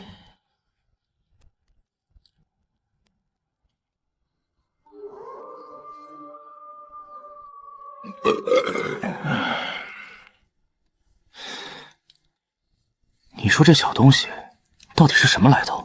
先生，羽翼这小子的修炼速度怎么这么快？我注意到了，我们进入南疆才7天，他就已经能够独自对付那些小妖了。虽然羽念是半妖，但他体内的人族血脉占据上风，可以修炼人族功法。在众多功法中，我发现玄天引气诀最适合他的体质。先生果然眼光独到。那小子的天赋确实惊人，第一天听完口诀，就已经登堂入室。他只用了半个时辰。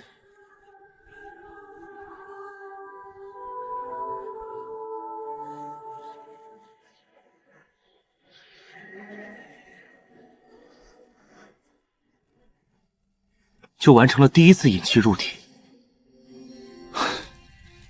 这种天赋百年难见啊！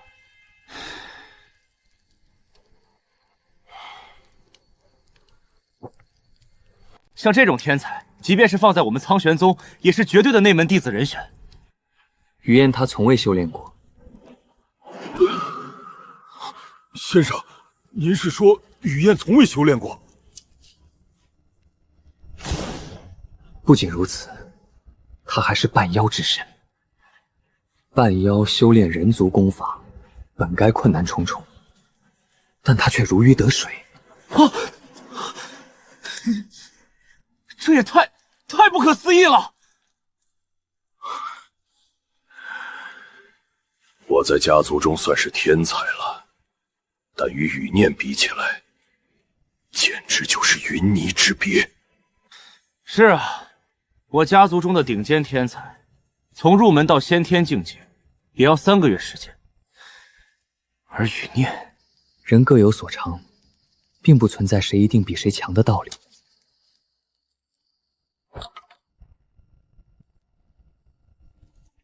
天赋异禀者，往往中途夭折；天资平平者，却可能笑到最后。修行之路，贵在坚持。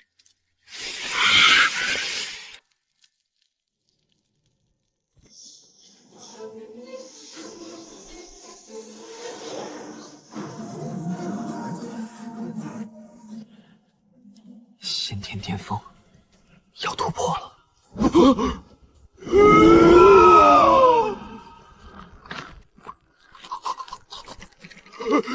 这简直是逆天啊！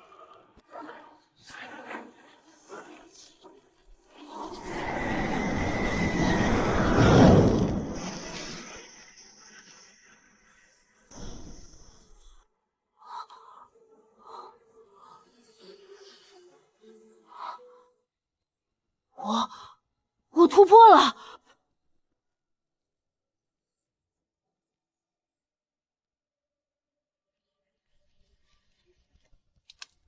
不错，突破到炼神境界初期了。真的吗？太好了！太好了！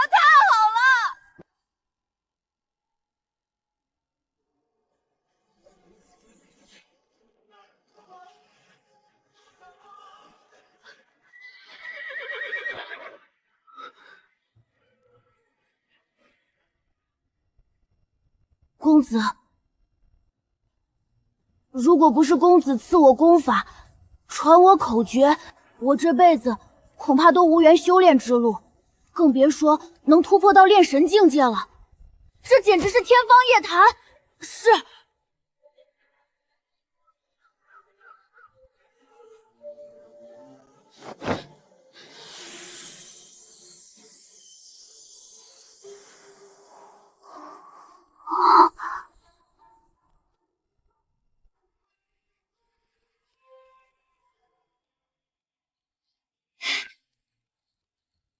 血脉返祖，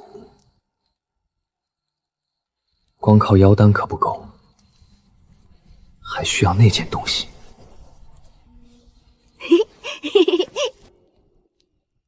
羽翼，继续修炼，记得我教你的呼吸法，巩固境界，省得境界不稳，反受其害。是，公子。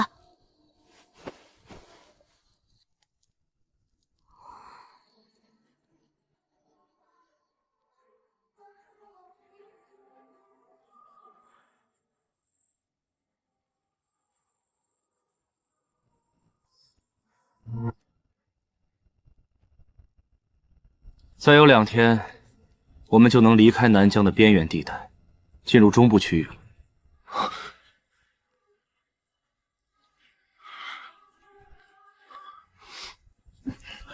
先生，中部区域会比这里更危险吗？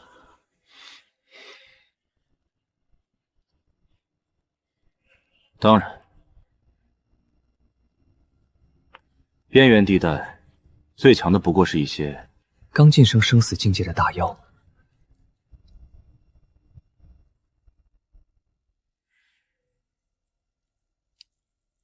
而中部区域，生死巅峰境界的大妖随处可见。什么？不止如此，中部区域甚至还有神桥境界的妖兽出没。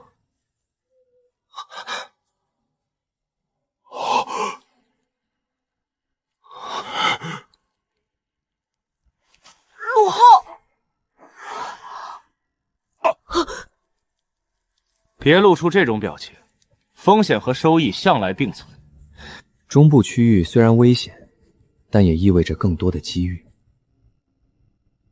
神桥境界的妖丹，可比这些生死境界的妖丹珍贵多了。神桥境妖丹。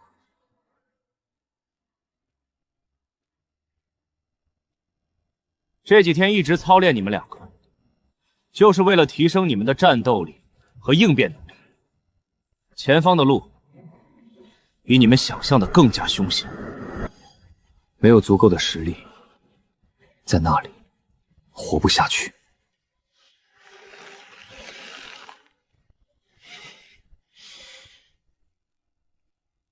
我们明白了，先生。我们一定会更加努力，不让先生失望。无论多么困难，我们都会坚持下去。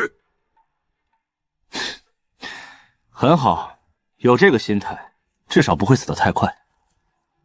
吃饱喝足了吗？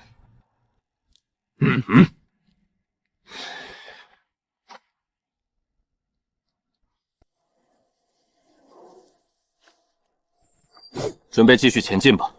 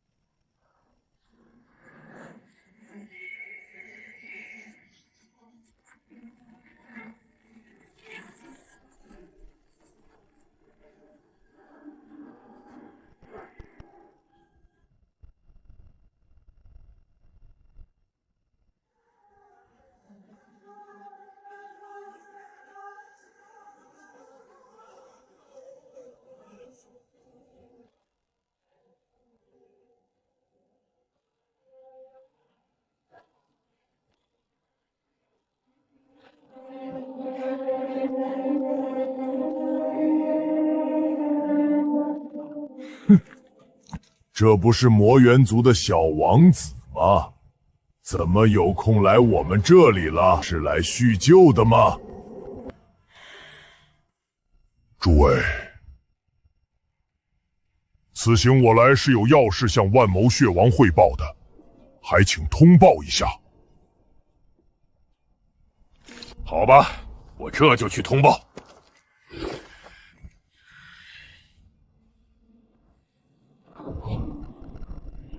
不用了，进来吧。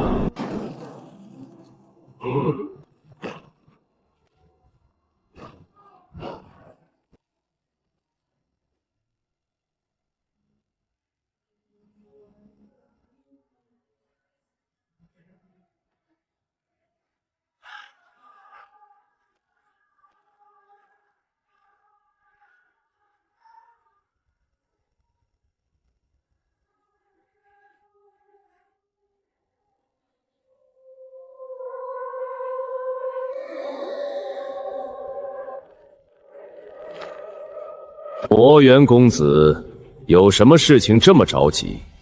不知道最近几位妖皇大人在商讨重要的事情吗？这些我都清楚，但这件事情很重要，一定要当面汇报才行。说吧。我在瑶光城巡查时，发现一名人类，他拔出了神器天刀，并轻易斩杀了3名神桥境界的妖皇。那少年或许能成为第2个天刀。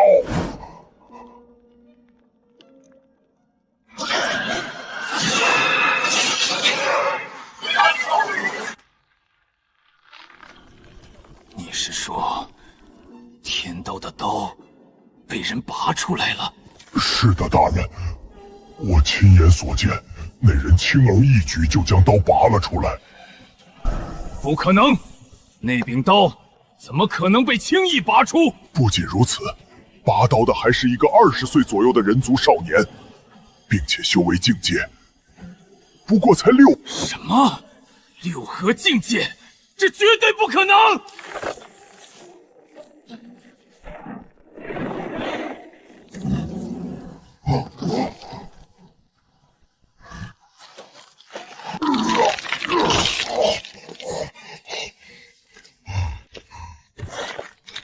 那刀留在瑶光城是为了震慑我们妖族，刀在，妖族就不敢轻举妄动。如今有人能拔出这柄刀，代表的不仅仅是天赋，而是这小子的刀法境界比天刀还要高。大人，还有更惊人的，他不仅拔了刀，还当场点化了刀灵，将刀的品质提升了上去。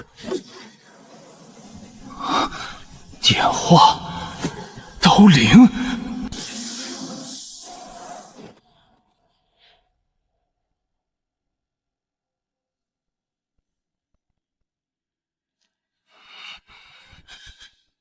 神族竟然出现了这样的天才，此子若是成长起来，必然恐怖，难保不会是另一个天刀。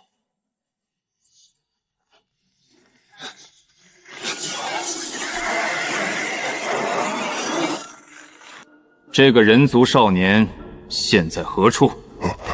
回大人，那小子进了南境，说是要来找人。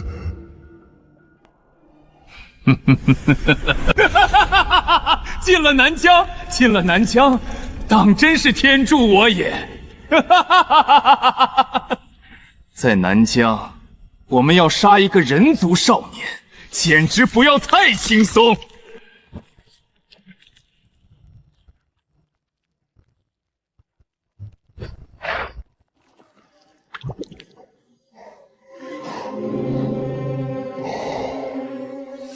拿着这个，有了它，便相当于妖皇亲临，各路妖族都会听你号令。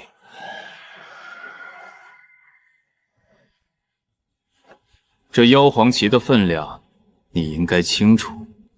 传我命令，无论付出什么代价，也要将那个人族少年死死埋葬在南疆。是。我保证一定会弄死那小子。大人，不知妖皇大人的计划准备的如何了？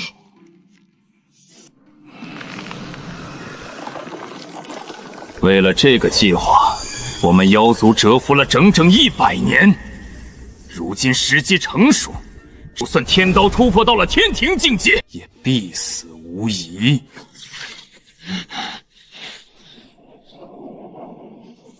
天道若死，南疆再无计，届时踏平人族指日可待。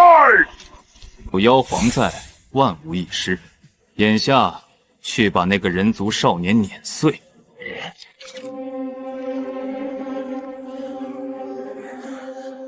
是。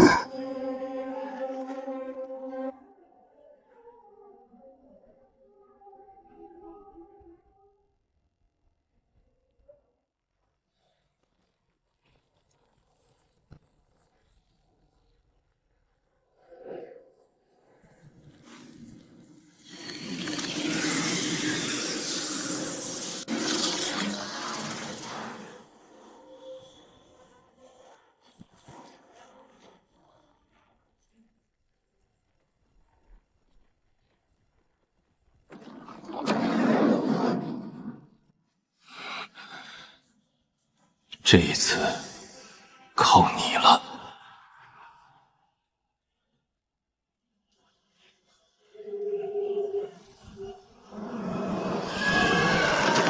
交给我。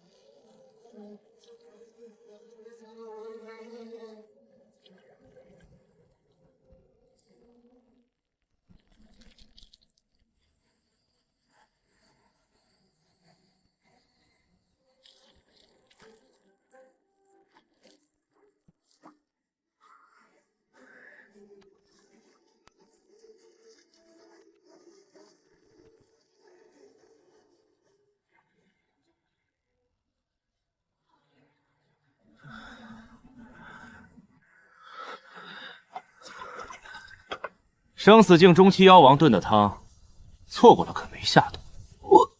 我起不来。先生，您就饶了我们吧，骨头都要断了。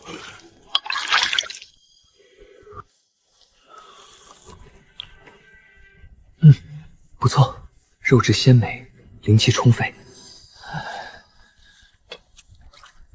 陆浩大哥，吕阳大哥，喝点汤会好受些。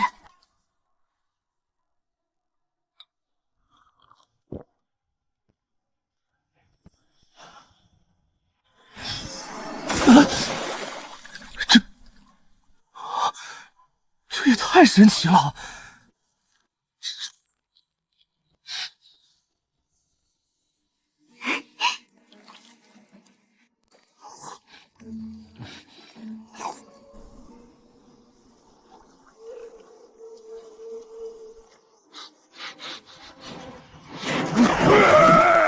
我也要，我也要！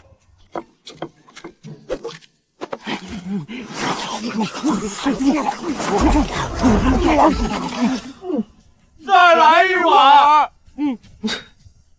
你们倒是能吃。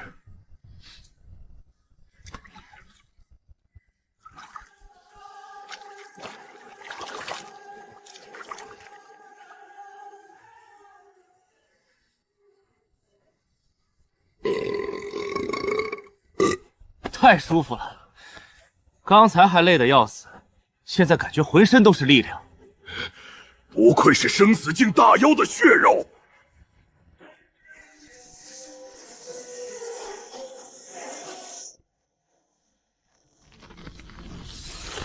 简直是补充体力和灵气的宝贝。我的真气比之前更凝实了。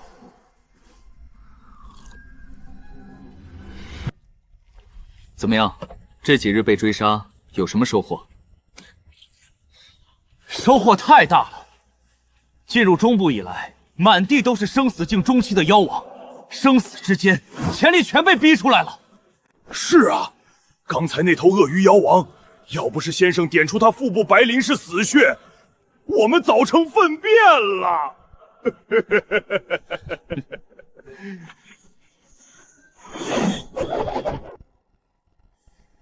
先生那句“刀者，锋芒毕露，又藏而不露”，我终于摸到门道了。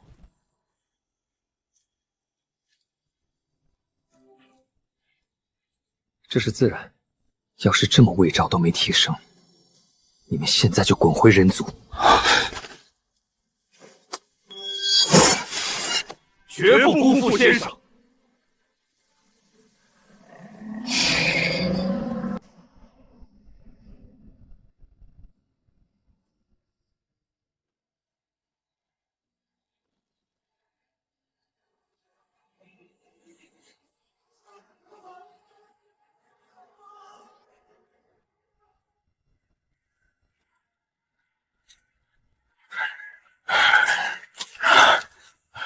这山还真多，根本望不到头。南疆虽只是大陆一隅，却占了半数地界。这么大！南疆地形错综复杂，大妖盘踞，一般人族连外围都进不来呢。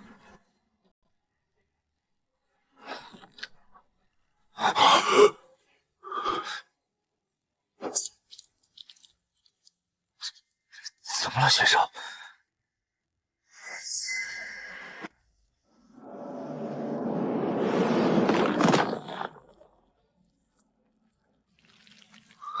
生死境巅峰，玄冥虎。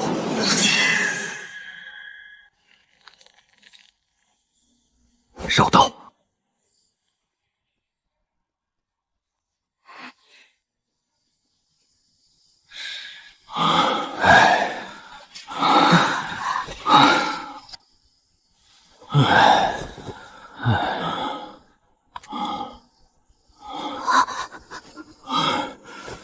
活下来了，接下来去哪儿，先生？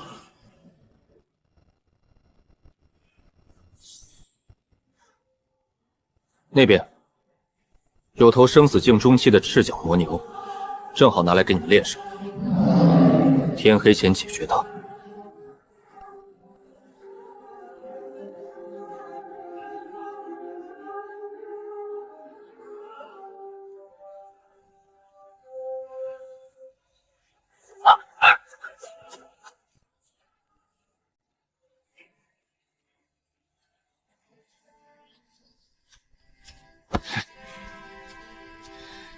你说，像咱们这样的绝世天才，到了那边会不会直接被内定为核心弟子？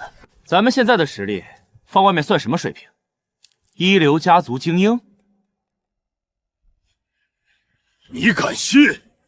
我俩现在已经是七星境界巅峰了，就差临门一脚踏入生死境，才半个月啊！